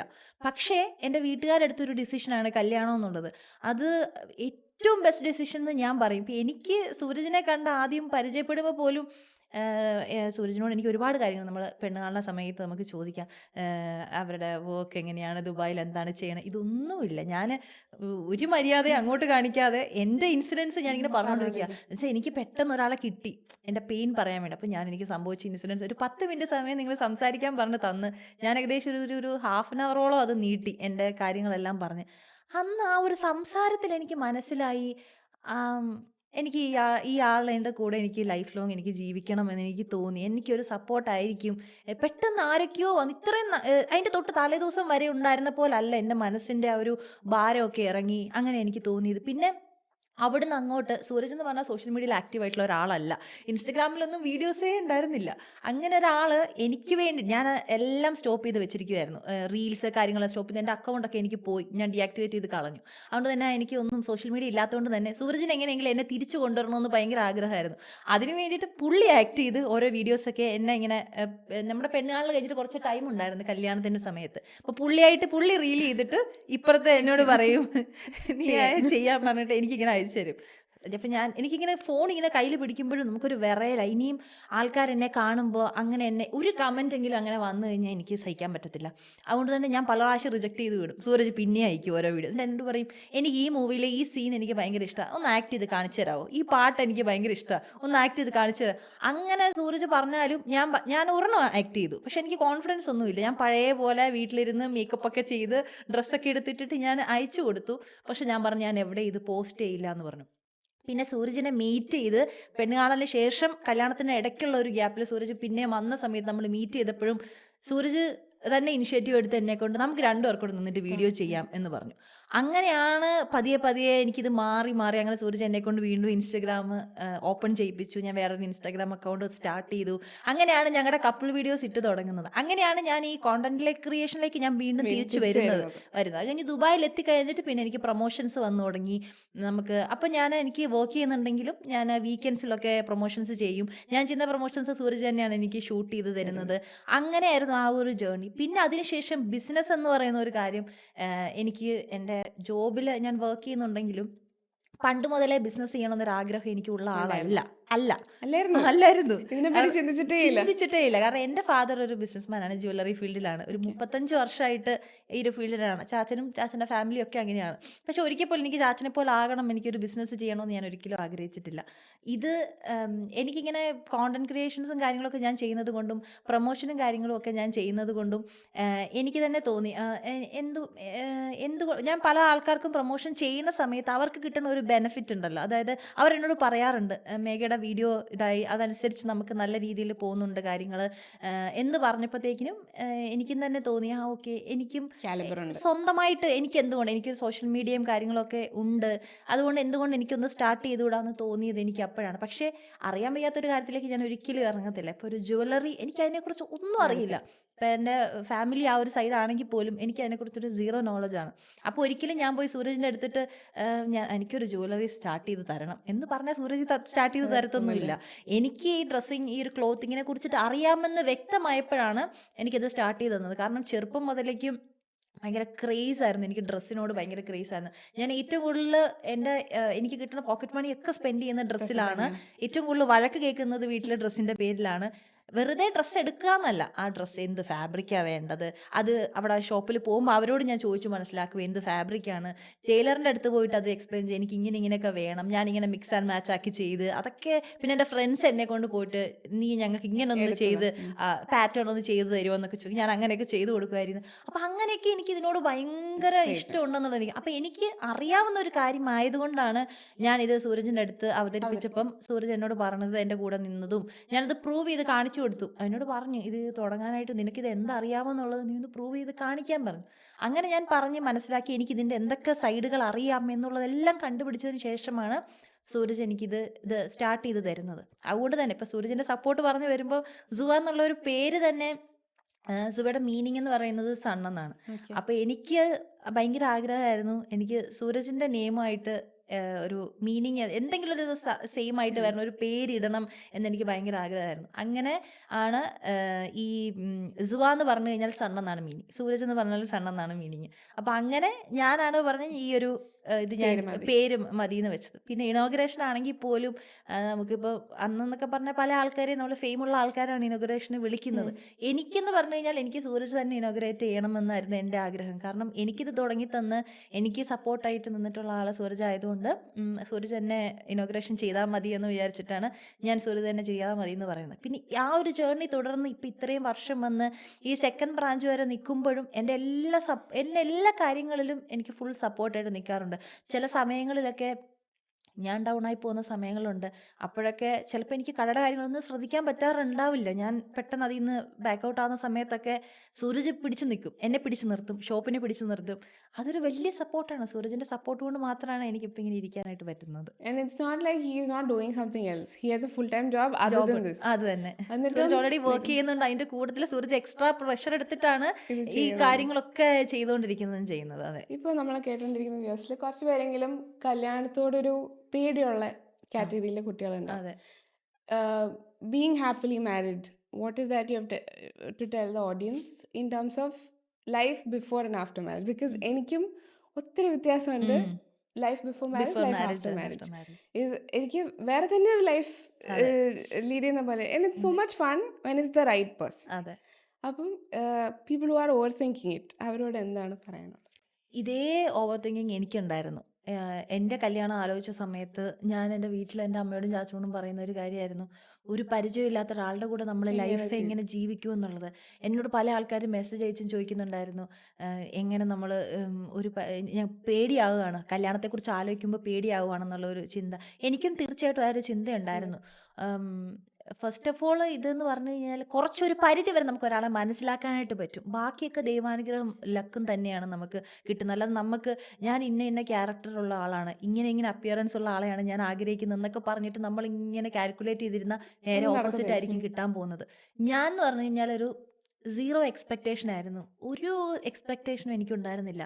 അപ്പോൾ എനിക്കൊരു ബോണസ് ആയിരുന്നു ശരിക്കും അങ്ങനെയുള്ള ഒരാളെ കിട്ടുന്നത്. പക്ഷെ ഒരേ ഒരു കാര്യം ഞാൻ ചാച്ചനോട് പറഞ്ഞ കാര്യം, എനിക്ക് ആളെ മനസ്സിലാക്കാൻ കുറച്ച് സമയം തരണമെന്ന് പറഞ്ഞു. കാരണം ഒരു സമയം വരെയൊക്കെ ഒരാൾക്ക് ആക്ട് ചെയ്ത് നിൽക്കാനൊന്നും പറ്റത്തില്ല. എൻ്റെ ക്യാരക്ടർ ഇതാണ്, എന്നെ നമ്മൾ കല്യാണം കഴിക്കാൻ വേണ്ടിയിട്ടൊക്കെ ഒരു ഡ്യുവൽ ഫേസ് ഒന്നും വെച്ചിട്ട് ഒരാൾക്ക് ഒരു സമയം വരെ ഒന്നും നിൽക്കാൻ പറ്റത്തില്ല. ഒരു പരിധി വരെ നമുക്ക് ആളെ മനസ്സിലാകും, നമ്മുടെ കൂടെ നിൽക്കുന്ന ആളാണോ എന്നുള്ളത്. എൻ്റെ കൂടെ അത്രയും നാൾ ഉണ്ടായിരുന്ന പല ആൾക്കാരും എൻ്റെ കൈ ഒഴിഞ്ഞിട്ട് പോയ ആൾക്കാരാണ്. അവരെ വെച്ച് നോക്കുമ്പോൾ എന്തുകൊണ്ടും എനിക്ക് ട്രസ്റ്റ് ചെയ്യാൻ പറ്റുന്ന ആളായിരുന്നു അന്ന് എൻ്റെ ഏറ്റവും ബുദ്ധിമുട്ടുള്ള സമയത്ത് എൻ്റെ കൂടെ നിന്നതുകൊണ്ട്. അപ്പം കുറച്ചൊക്കെ എന്താ പറയുക, ഞാൻ ഒരിക്കലും അഡ്ജസ്റ്റ്മെൻ്റ് ആണ് എന്നൊന്നും ഞാൻ പറയത്തില്ല. അങ്ങനെയല്ല, നമ്മൾ രണ്ടുപേരും അങ്ങോട്ടും ഇങ്ങോട്ടും മനസ്സിലാക്കി പോവുക. ഏറ്റവും ആദ്യം വേണ്ടതെന്ന് വെച്ചാൽ റെസ്പെക്റ്റ് ആണ്. അത് ഒരാൾക്ക് മാത്രം പോരാ, മറ്റേ ആൾക്കും വേണം. ഈക്വൽ റെസ്പെക്റ്റ് നമ്മൾ പരസ്പരം അങ്ങോട്ടും ഇങ്ങോട്ടും കൊടുക്കാൻ തയ്യാറായി. എന്തെങ്കിലും ഒരു കാര്യം ചെയ്യുമ്പോൾ നമ്മൾ പറയാണ്, ഞാനിത് സാക്രിഫൈസ് ചെയ്യാൻ തയ്യാറായി. അത് ആ വാക്ക് നമ്മൾ ഉപയോഗിക്കും. സാക്രിഫൈസ് അല്ല, നമ്മൾ ഇഷ്ടത്തോടു കൂടി നമ്മൾ ഇഷ്ടപ്പെടുന്ന ആൾക്ക് വേണ്ടിയിട്ട് നമ്മൾ ചെയ്യും. നമ്മൾ അതിലൊരു കണക്ക് വെക്കുക, നമ്മളത് പറയുക, അങ്ങനെയല്ല ചെയ്യേണ്ടത്. അതാണ് എനിക്ക് തോന്നിയിട്ടുള്ള കാര്യം. ഒന്നും എല്ലാത്തിലും നമ്മൾ കണ്ടറിഞ്ഞ് പല കാര്യങ്ങളും ചെയ്യുക. ഇപ്പോൾ നിൻ്റെ ഡ്യൂട്ടിയാണിത്, എൻ്റെ ഡ്യൂട്ടിയാണ്, ഞാൻ ഇതൊക്കെ ചെയ്യും, നീ ഇതൊക്കെ ചെയ്തു എന്ന് ഒരിക്കലും സംസാരത്തിൽ കൂടെ ഞങ്ങളത് പറഞ്ഞിട്ടില്ല. അതങ്ങനെ ഓട്ടോമാറ്റിക്കലി ഇത് രണ്ടുപേരും കൂടെ ചെയ്യേണ്ട കാര്യങ്ങളാണ് എന്നാണ് നമുക്ക് തോന്നുന്നത്. അല്ലാതെ ഇത് നീ ചെയ്യേണ്ടത്, ഇത് ഞാൻ ചെയ്യേണ്ടത്, അങ്ങനെയൊന്നും അല്ല. ഇപ്പോഴാണെങ്കിലും ഇപ്പോൾ ഈ ഷോപ്പ് തുടങ്ങുന്ന ആയിക്കോട്ടെ, ഇങ്ങനത്തെ കാര്യങ്ങൾ സൂരജ് എപ്പോഴും ബാക്കിലാണ് നിൽക്കുന്നത്. സൂരജ് ഒരിക്കലും ഇതിൻ്റെ ഫ്രണ്ടിലേക്ക് വന്ന് നിന്ന്, അല്ലെ എൻ്റെ ഭാര്യ അവൾ എല്ലാവരും അറിയപ്പെടുന്നു, അല്ലെങ്കിൽ അവളാണ് ഫേസ് ഓഫ് സുവ എന്ന് പറയുമ്പം ഞാൻ എൻ്റെ ഒരു വലിയ കഷ്ടപ്പാട് നിന്റെ ബാക്കിലുണ്ട്, അങ്ങനെയൊന്നുമില്ല. സൂരജൻ എപ്പോഴും എന്നെ പുഷ് ചെയ്ത് അങ്ങനെ ഒരു കോംപ്ലക്സോ അങ്ങനെയൊന്നും ഉള്ള ആളല്ല. എപ്പോഴും അങ്ങനെ ഒരു രീതിയാണ്. അപ്പോൾ ഒരു പരിധി വരെയൊക്കെ നമുക്ക്, ഞാൻ പറയുവാണെങ്കിൽ നമുക്ക് മനസ്സിലാക്കാൻ പറ്റും. കുറച്ചൊരു ടൈം എടുക്കുക. ഞങ്ങളുടെ ശരിക്കും നല്ല ഗ്യാപ്പ് ഉണ്ടായിരുന്നു. അതുകൊണ്ട് തന്നെ നമുക്ക് കുറേ സമയം ആളെ മനസ്സിലാക്കാനായിട്ട് കിട്ടിയിട്ടുണ്ടായിരുന്നു. പിന്നെ ഒരു ഇത്തിരി മെച്യൂരിറ്റി ഒക്കെ എത്തിക്കഴിഞ്ഞിട്ട് കല്യാണം കഴിക്കുന്നതായിരിക്കും കുറച്ച്. വളരെ ഏർലി മാരേജ് എന്നൊക്കെ പറയുമ്പോൾ നമുക്ക് അതിനെക്കുറിച്ചിട്ട് അറിയില്ല, ജീവിതത്തെക്കുറിച്ചിട്ടും അറിയത്തില്ല, ആൾക്കാരെ കുറിച്ചിട്ടും അറിയത്തില്ല. അപ്പം കാണുന്ന ഒരു രസം ഉണ്ടാവില്ല. അവരുടെ ഒരു ക്യാരക്ടർ കണ്ട് ഒരുപാട് പേര് ഇതിൽ ഇതായി പോകുന്ന വീഴുന്ന ആൾക്കാരുണ്ട്. പക്ഷേ നമുക്കൊരു ഇത്തിരി ഒരു ഏജ് ഒക്കെ എത്തി, ഞാൻ പറയുകയാണെങ്കിൽ ഒരു ഇച്ചിരി പക്വതയൊക്കെ ആയി കഴിഞ്ഞിട്ട് കല്യാണം കഴിക്കുന്നതായിരിക്കും നല്ലത്. ആയി കഴിഞ്ഞിട്ട് ഒരു സ്വന്തം കാലിൽ നമുക്ക് നിൽക്കാൻ പറ്റുന്നത്, അത് ഭർത്താവിനെ ഡിപ്പെൻഡ് ചെയ്ത് നിൽക്കുന്നത് മോശമാണ് എന്നല്ല ഞാൻ ഒരിക്കലും പറയുന്നത്. അതും ഒരു കുഴപ്പമില്ല, അതിലും പ്രശ്നമൊന്നുമില്ല. പക്ഷെ എന്നാലും നമുക്ക് ഒരാൾക്ക് നടക്കുന്നതും വേറൊരാൾക്ക് അങ്ങനെ തന്നെ ആവണമെന്നില്ല. അത് പലരുടെയും ലൈഫിലായിരിക്കും. അണ്ടർസ്റ്റാൻഡിങ് ഉണ്ടാവണം. നമുക്ക് ഒരു ജോലിയും കൂടെ ഉണ്ടെന്നുണ്ടെങ്കിൽ നമുക്ക് സ്വന്തം കാലിൽ നിൽക്കാം, നമുക്ക് എന്തെങ്കിലുമൊക്കെ വാങ്ങിക്കണം, നമുക്ക് എന്തെങ്കിലുമൊക്കെ ചെയ്യണം എന്നുണ്ടെന്നുണ്ടെങ്കിൽ നമുക്ക് എപ്പോഴും മറ്റൊരാളെ ഡിപ്പെൻഡ് ചെയ്യേണ്ട ആവശ്യമില്ല. അതൊക്കെയാണ് അത്യാവശ്യമായിട്ടുള്ളത്. You have been very active now compared to previously. പക്ഷേ മേഘയുടെ ഒരു സൈഡ് ഓഫ് എല്ലാം നമ്മൾ പബ്ലിക് ആക്കുന്നില്ലല്ലോ. What is that your side doesn't appear on social media platform? പലർക്കും എൻ്റെ ഒരു ക്യാരക്ടർ എന്താണെന്ന് എനിക്ക് തോന്നുന്നു ശരിക്കും അറിയത്തില്ല. ഞാൻ സംഭവം ഇപ്പം എൻ്റെ മേഘയുടെ എൻ്റെ സ്വന്തം പേജിൽ ഞാൻ ഇടുന്നത്, ഞാൻ എന്താണോ അതാണ് ഞാൻ അവിടെ ജെന്യൂനായിട്ട് കാണിച്ചിട്ടുള്ളത്. ഇപ്പോൾ ഒരു റീച്ച് ആകാൻ വേണ്ടിയിട്ട് കുറച്ച് വീഡിയോസിൽ എന്തെങ്കിലുമൊക്കെ ഒന്ന് കയറ്റി ഒരു അഡീഷണൽ കാണിച്ചു കഴിഞ്ഞാൽ നമുക്ക് കുറച്ച് വ്യൂസ് കൂടുതൽ കിട്ടുമെന്ന് ചിന്തിക്കുന്ന ആളല്ല ഞാൻ. എൻ്റെ ലൈഫ് എന്താണോ, എൻ്റെ ലൈഫിൽ നടക്കുന്ന കാര്യങ്ങൾ എന്താണോ, ഞാൻ എന്താണോ അതാണ് ഞാനിതിൽ കാണിച്ചിരിക്കുന്നത്. പക്ഷേ എൻ്റെ ഒരു ദിവസം മുഴുവൻ എനിക്കതിൽ കാണിക്കാൻ പറ്റത്തില്ല. എൻ്റെ ലൈഫിൻ്റെ ഒരു 10-20% നമുക്ക് കാണിക്കാൻ പറ്റുള്ളൂ. പ്രൈവറ്റ് ലൈഫ് വേറെയാണ്, നമുക്കത് മൊത്തം പുറത്ത് കാണിക്കാൻ പറ്റില്ല. എൻ്റെ പേഴ്സണൽ ലൈഫിൽ ഞാൻ എങ്ങനെയാണെന്ന് ചോദിച്ചു കഴിഞ്ഞാൽ, ഞാൻ കുറച്ച് റിസർവ്ഡ് ആയിട്ടുള്ള ആളാണ്. എനിക്ക് ഞാൻ ചെറുപ്പത്തിലെ ചൈൽഡ്ഹുഡിലെ കാര്യം പറഞ്ഞ പോലെ തന്നെ എനിക്ക് എൻ്റേതായ കുറച്ച് ആൾക്കാരുണ്ട്. അതായത് മെയിനായിട്ട് ഹസ്ബൻഡാണ്, പിന്നെ എൻ്റെ ചാച്ചനമ്മ, എൻ്റെ അനിയന്മാർ, പിന്നെ എൻ്റെ ക്ലോസ് ആയിട്ടുള്ള 2 ഫ്രണ്ട്സേ ഉള്ളൂ. അവരുടെ മുന്നിൽ മാത്രമേ ഞാൻ എൻ്റെ ശരിക്കുള്ള ഒരു ക്യാരക്ടർ എന്ന് പറഞ്ഞു കഴിഞ്ഞാൽ, ഞാൻ സംഭവം സത്യം പറഞ്ഞാൽ ഞാനൊരു കോമഡി പീസാണ്. പക്ഷെ ഞാൻ ഇവരുടെ മുമ്പിൽ മാത്രമേ അങ്ങനെ ഞാൻ നിൽക്കുകയുള്ളൂ. എനിക്ക് അത്രയും കംഫർട്ടായിട്ടുള്ള ആൾക്കാരുടെ മുന്നിൽ മാത്രമേ ഞാൻ നിൽക്കുകയുള്ളൂ. അല്ലാതെ പലരും വിചാരിക്കുന്നത് എന്താണെന്ന് ചോദിച്ചാൽ, നമുക്കിപ്പം സുവയൊക്കെ ഉണ്ട്, ഇപ്പോൾ ഒരു ഓൺട്രപ്രണർ ആണ് എന്നൊക്കെ പറയുമ്പോൾ ആൾക്കാർ പലരും എന്നെ ആ ഒരു മൈൻഡോടുകൂടി ചിന്തിക്കുന്നത്, ഭയങ്കര ജാടയവർക്ക്, ഞാൻ അങ്ങോട്ട് പോയി ആരോടും മിണ്ടാറില്ല. പക്ഷേ ഷോപ്പിൽ വരുന്ന കസ്റ്റമറോട് തീർച്ചയായിട്ടും ഞാൻ സംസാരിക്കാറുണ്ട്. പക്ഷെ പല ആൾക്കാർ, ഇപ്പം ഇച്ചാൻ്റെ ഫാമിലിയിലാണെങ്കിലും എൻ്റെ ഫാമിലിയിലാണെങ്കിലും ചില ആൾക്കാരൊക്കെ എന്നോട് ഇങ്ങോട്ട് അവരുടെ ഒരു മൈൻഡിലെന്ന് പറഞ്ഞാൽ എനിക്ക് ഭയങ്കര ജാടയാണ്, അടുക്കാൻ കൊള്ളാത്ത ഒരാളാണെന്നൊക്കെ ചിന്തിക്കുന്നതാണ്. പക്ഷെ സംഭവം അത് അവരുടെ ഒരു ചിന്തയാണ്. അപ്പം ഞാൻ അങ്ങനെ ഒരാളേ അല്ല. ഞാൻ അടുപ്പം വന്നു കഴിഞ്ഞാൽ നന്നായിട്ട് അടുക്കുന്ന ആളാണ്. പക്ഷെ എനിക്ക് ഫ്രണ്ട്ഷിപ്പിൻ്റെ കാര്യത്തിൽ മാത്രം ഇപ്പം ഞാൻ ഭയങ്കര പുറകോട്ടാണ്. ഞാൻ ഫിൽറ്റർ ഉണ്ട്. തീർച്ചയായിട്ടും ഉണ്ട്. ഞാനിപ്പോൾ എൻ്റെ അടുത്തേക്ക് ഒരു ഫ്രണ്ട്ഷിപ്പ് ആഗ്രഹിച്ച് വരുന്ന ഒരാളെ ആണെങ്കിലും ഞാനൊരു 1 ഹാൻഡ് ഡിസ്റ്റൻസിലേ നിർത്തുകയുള്ളൂ. കാരണം എനിക്ക് കല്യാണത്തിന് ശേഷം എനിക്ക് എൻ്റെ ഹസ്ബൻഡ് തന്നെയാണ് എൻ്റെ ബെസ്റ്റ് ഫ്രണ്ടായിട്ട് തോന്നിയിരിക്കുന്നത്. എനിക്ക് ഓവർ ദ ഇയേഴ്സ് ഇത്ര നാളായിട്ടും എനിക്ക് വേറൊരു ഫ്രണ്ട്ഷിപ്പ് വേണമെന്ന് തോന്നിയിട്ടില്ല. അതിൽ ഞാൻ ഭയങ്കര ഹാപ്പിയാണ്. എൻ്റെ ആ ഒരു ഇന്നർ സെൽഫ് എനിക്ക് കാണിച്ച് ഞാൻ എന്താണോ അങ്ങനെ എന്നെ അക്സെപ്റ്റ് ചെയ്യുന്ന ഒരാളാണ്. അപ്പം ആ ഒരു കാറ്റഗറിയിൽ പെടുന്ന ആൾക്കാരുടെ ഇടയിലാണ് ഞാൻ അങ്ങനെ ഇപ്പോൾ ഉള്ളത്. ഇപ്പം യു ആർ ഇൻ നിൽക്കുന്നത്. Your happy bubble. Happy bubble അങ്ങനെ തന്നെയാണ്. ഒരു വൈബ് എന്ന് പറഞ്ഞാൽ എനിക്ക് വൈബൊക്കെ ഇഷ്ടമുള്ള ആളാണ് അങ്ങനെയൊക്കെ പക്ഷേ എൻ്റെ ഒരു ക്ലോസ് സർക്കിളിലുള്ള ആൾക്കാരുടെ മുന്നിൽ മാത്രമേ ഞാൻ അങ്ങനെ അത്രയും ഒച്ചയൊക്കെ വെച്ച് സംസാരിച്ച് നിൽക്കാറുള്ളൂ. ബാക്കി ഞാൻ ഇച്ചിരി എൻ്റെതായ ഇച്ചിരി Reserved ആണ്. റിസർവ്ഡ് ആണ്. അതെ. You have traveled a lot that too recently, especially Europe ഒക്കെ travel ചെയ്തായിരുന്നു. How was the experience like? എൻ്റെ വലിയൊരു ആഗ്രഹമായിരുന്നു പാരീസിൽ പോകണം എന്നുള്ളത്.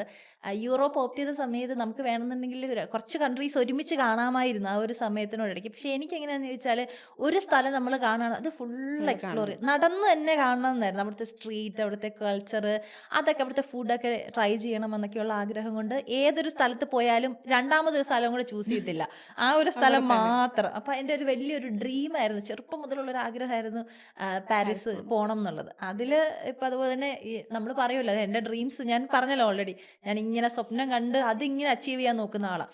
അപ്പോൾ ആ ഒരു പോയിന്റ് എത്തി, എൻ്റെ ആഗ്രഹം നടത്താൻ പറ്റണ ഒരു സമയം വന്നപ്പം സൂരജിനോട് പണ്ട് പോലെ ഞാൻ പറയായിരുന്നു എനിക്ക് പാരീസ് എൻ്റെ വലിയൊരു ഡ്രീം ഡെസ്റ്റിനേഷൻ ആണെന്ന് പറഞ്ഞിട്ടുണ്ടായിരുന്നു. അങ്ങനെയാണ് ഞാൻ പാരീസിലേക്ക് പോയത്. പിന്നെ ഇനിയും ഒരുപാട് കൺട്രീസ് ഉണ്ട്. ഇപ്പോൾ മാൽദീവ്സ് പോയതിൽ എനിക്കിപ്പം എന്താ പറയുക, വീണ്ടും ഒന്നും കൂടെ പോകണം എന്ന് പിന്നെയും തോന്നുന്ന ഒന്ന് എനിക്ക് മാൽദീവ്സ് ആണ്. ഇനി പിന്നെയും പോകണം എന്ന് തോന്നുന്നുണ്ട്. അത്ര ശരിക്കും ഭംഗിയാണോ? അത് ഭയങ്കരമായിട്ട് എൻജോയ് ചെയ്ത ആ ഒരു സമയം, അതൊരു ശരിക്കും ഒരു പ്രത്യേക ഒരു വേൾഡ് ആയിരുന്നു. അത് ഒരുപാട് നമുക്ക് എക്സ്പ്ലോർ ചെയ്യാനൊന്നുമില്ല, പക്ഷേ നമ്മുടേതായ ഒരു പ്രൈവറ്റ് മൊമെന്റിൽ അവിടെ എല്ലാം ഉണ്ടായിരുന്നു. നല്ല പീസായിട്ട് കുറച്ച് ദിവസങ്ങൾ സ്പെൻഡ് ചെയ്ത ഒരു സമയമായിരുന്നു മാൽദീവ്സിലെ. വേറെ എവിടെയൊക്കെ പോയിട്ടുണ്ട്? വേറെ പിന്നെ നമ്മൾ കല്യാണം കഴിഞ്ഞിട്ടാണ് യാത്രകൾ ശരിക്കും പോയി തുടങ്ങിയത്. കല്യാണം കഴിഞ്ഞിട്ട് ഷോപ്പും കൂടെ ഉള്ളത് കൊണ്ട് നമ്മളിപ്പോൾ ഒന്ന് പ്ലാൻ ചെയ്താലും അവിടെ ഒന്ന് വിസിറ്റ് ചെയ്യാനൊന്നും നമുക്ക് പറ്റാറില്ല. അതുകൊണ്ട് തന്നെ ഈ ഒരു കല്യാണം കഴിഞ്ഞ ഈ ഒരു സമയത്തിനോടിടയ്ക്ക് നമ്മൾ പോയിരിക്കുന്നത് ഒമാൻ പോയിട്ടുണ്ടായിരുന്നു, മാൽദീവ്സ് പോയിട്ടുണ്ടായിരുന്നു, പിന്നെ ഇതുപോലെ പാരീസിൽ പോയിട്ടുണ്ടായിരുന്നു. ഇത്രയാണ് പോയിട്ടുള്ളത്. How was the Schengen visa experience like? പലർക്കും ടെൻഷനുള്ള ഒരു കാര്യമാണ് Schengen visa റിജക്റ്റ് ആവുന്നത്. ആവുന്നത് അതെങ്ങനെയായിരുന്നു? ഇത് ഒരു ട്രിപ്പ് പ്ലാൻ ചെയ്യുമ്പോൾ ട്രിപ്പിൽ പോകുന്ന വരെയുള്ള കാര്യങ്ങൾ സൂരജാണ് നോക്കുന്നത്. അത് കഴിഞ്ഞിട്ട് അവിടുത്തെ ഐറ്റിനറീസ് ഒക്കെ പ്ലാൻ ചെയ്യുന്നത് ഞാനാണ്. എനിക്കിതിനെക്കുറിച്ച് ഡീപ്പായിട്ട് അറിയില്ല, പക്ഷെ എന്നാലും സൂരജാണ് അതിൻ്റെ മെയിൻ ആയിട്ടുള്ള VFSൻ്റെ കാര്യങ്ങളൊക്കെ നമ്മൾ അബുദാബിയിൽ അവിടെ പോയിട്ടായിരുന്നു നമ്മൾ ചെയ്തിരുന്നത്. അപ്പോൾ റിജക്ഷൻ എന്ന് പറഞ്ഞാൽ എനിക്ക് തോന്നുന്നത് അവർ പറയണ ഒരു ഫണ്ട്, നമ്മൾ ഇത്ര ഫണ്ട് എന്ന് പറഞ്ഞ് നമ്മളൊരു ഫണ്ട് അതിൽ കാണിക്കേണ്ട ആവശ്യമുണ്ട്. അവർ പറയണ ആ ഒരു ഫണ്ട് അത് നമ്മളൊരു 6 മന്ത്സിലേക്ക് മെയിൻറ്റെയിൻ ചെയ്ത് പോകണം. ഫണ്ട് ഓക്കെയാണ്, ബാക്കി കാര്യങ്ങൾ ഓക്കെ ആണെന്നുണ്ടെങ്കിൽ എനിക്ക് തോന്നുന്നു അങ്ങനെ വലിയ റിജക്ഷൻസ് വരത്തില്ല എന്നാണ് തോന്നുന്നത്. ഫണ്ടിൽ എന്തെങ്കിലും പ്രശ്നം വന്നു കഴിഞ്ഞാലാണ് കൂടുതലും VFXൽ എനിക്ക് തോന്നുന്നു റിജക്ഷൻ വരുന്നത്. പിന്നെ നമ്മുടെ പേരിൽ അങ്ങനെ വേറെ അങ്ങനത്തെ പ്രശ്നങ്ങളോ കേസുകളോ അങ്ങനത്തെ കാര്യങ്ങളോ ഒന്നും ഇല്ലല്ലോ. അപ്പോൾ അതുകൊണ്ട് തന്നെ കാര്യങ്ങളൊക്കെ സ്മൂത്ത് ആയിട്ട് നടന്നു. എനിക്കിതിൻ്റെ ഇൻഡെപ്തിലേക്ക് അറിയില്ല, കാരണം ബാക്കി അവിടെ ചെന്ന് കഴിഞ്ഞ് എന്ത് ചെയ്യണം, ചെന്നിറങ്ങി കഴിഞ്ഞിട്ട് അതാണ് ഞാൻ പ്ലാൻ ചെയ്യാറുള്ളത്. ബാക്കിയൊക്കെ സൂരജാ ചെയ്യുന്നത്. മറ്റേ എമിലി ഇൻ പാരീസ് ഇൻസ്പയർഡ് ആയിരുന്നോ? ആയിരുന്നു. എമിലി പോയ സ്ഥലങ്ങളിലൊക്കെ പോയി. പിന്നെ ഒരു കോസ്റ്റ്യൂമൊക്കെ അങ്ങനെയായിരുന്നു. ഞാൻ പണ്ട് ഒരു 15 വയസ്സ് സ്വപ്നം കണ്ട സാധനം, അന്ന് എല്ലാവരും എന്നെ കളിയാക്കും, ഇത് എപ്പോഴും സ്വപ്ന ലോകത്ത് തന്നെ ഇങ്ങനെ ജീവിക്കുക. പക്ഷെ അതൊക്കെ ആ ഡ്രീം റിയാലിറ്റിയിലേക്ക് കൊണ്ടുവരുമായിരുന്നു ഞാൻ ചെയ്തത്. ശരിക്കും ഇപ്പം അതായത് ഇന്നത്തെ ജനറേഷന് ഓൺടർപ്രണർ ആവാനുള്ളൊരാഗ്രഹം കൂടുതലാണ്. ഒരു 9 to 5-നേലും I want to be my own boss എന്ന് ആഗ്രഹിക്കുന്ന കുറേ പേരുണ്ട്. ഇന്നൊരു ഓൺടർപ്രണർ ജേർണി തുടങ്ങുന്ന ഒരാളോട് എന്ത് അഡ്വൈസാണ് മേഘയ്ക്ക് പറയണം? എനിക്ക് പറയാനുള്ളത് മെയിനായിട്ട് എൻ്റെ ഒരു അനുഭവത്തിൽ നിന്നാണ് ഞാൻ പറയുന്നത്. നമുക്ക് ഒരു എന്താ പറയുക, ഒരു ബിസിനസ് ഓണർ ആവണം എന്നുള്ള ഒരു ചിന്ത കൊണ്ട് മാത്രം നമ്മൾ ബിസിനസ്സിലേക്ക് ഒരിക്കലും വരരുത്. പിന്നെ ഇത് സക്സസ് ആകുന്ന പല ആൾക്കാരും ഉണ്ട്. ഈ ഫീൽഡിൽ സക്സസ് ആയി ഇപ്പം നമ്മുടെ മുന്നിൽ കാണിക്കുന്ന പല ആൾക്കാരും ഉണ്ട്. അവരെ പോലെ ആകണം നമ്മളെന്നില്ല, അവർക്ക് കിട്ടുന്ന ഈക്വൽ സക്സസ് നമുക്കും കിട്ടണമെന്നില്ല. അപ്പോൾ നമ്മൾ ഒരാളെ കണ്ട് അയാൾ സക്സസ് ആയി എന്ന് കണ്ടിട്ടായിരിക്കും നിങ്ങൾ ഇതിലേക്ക് വരുന്നത്.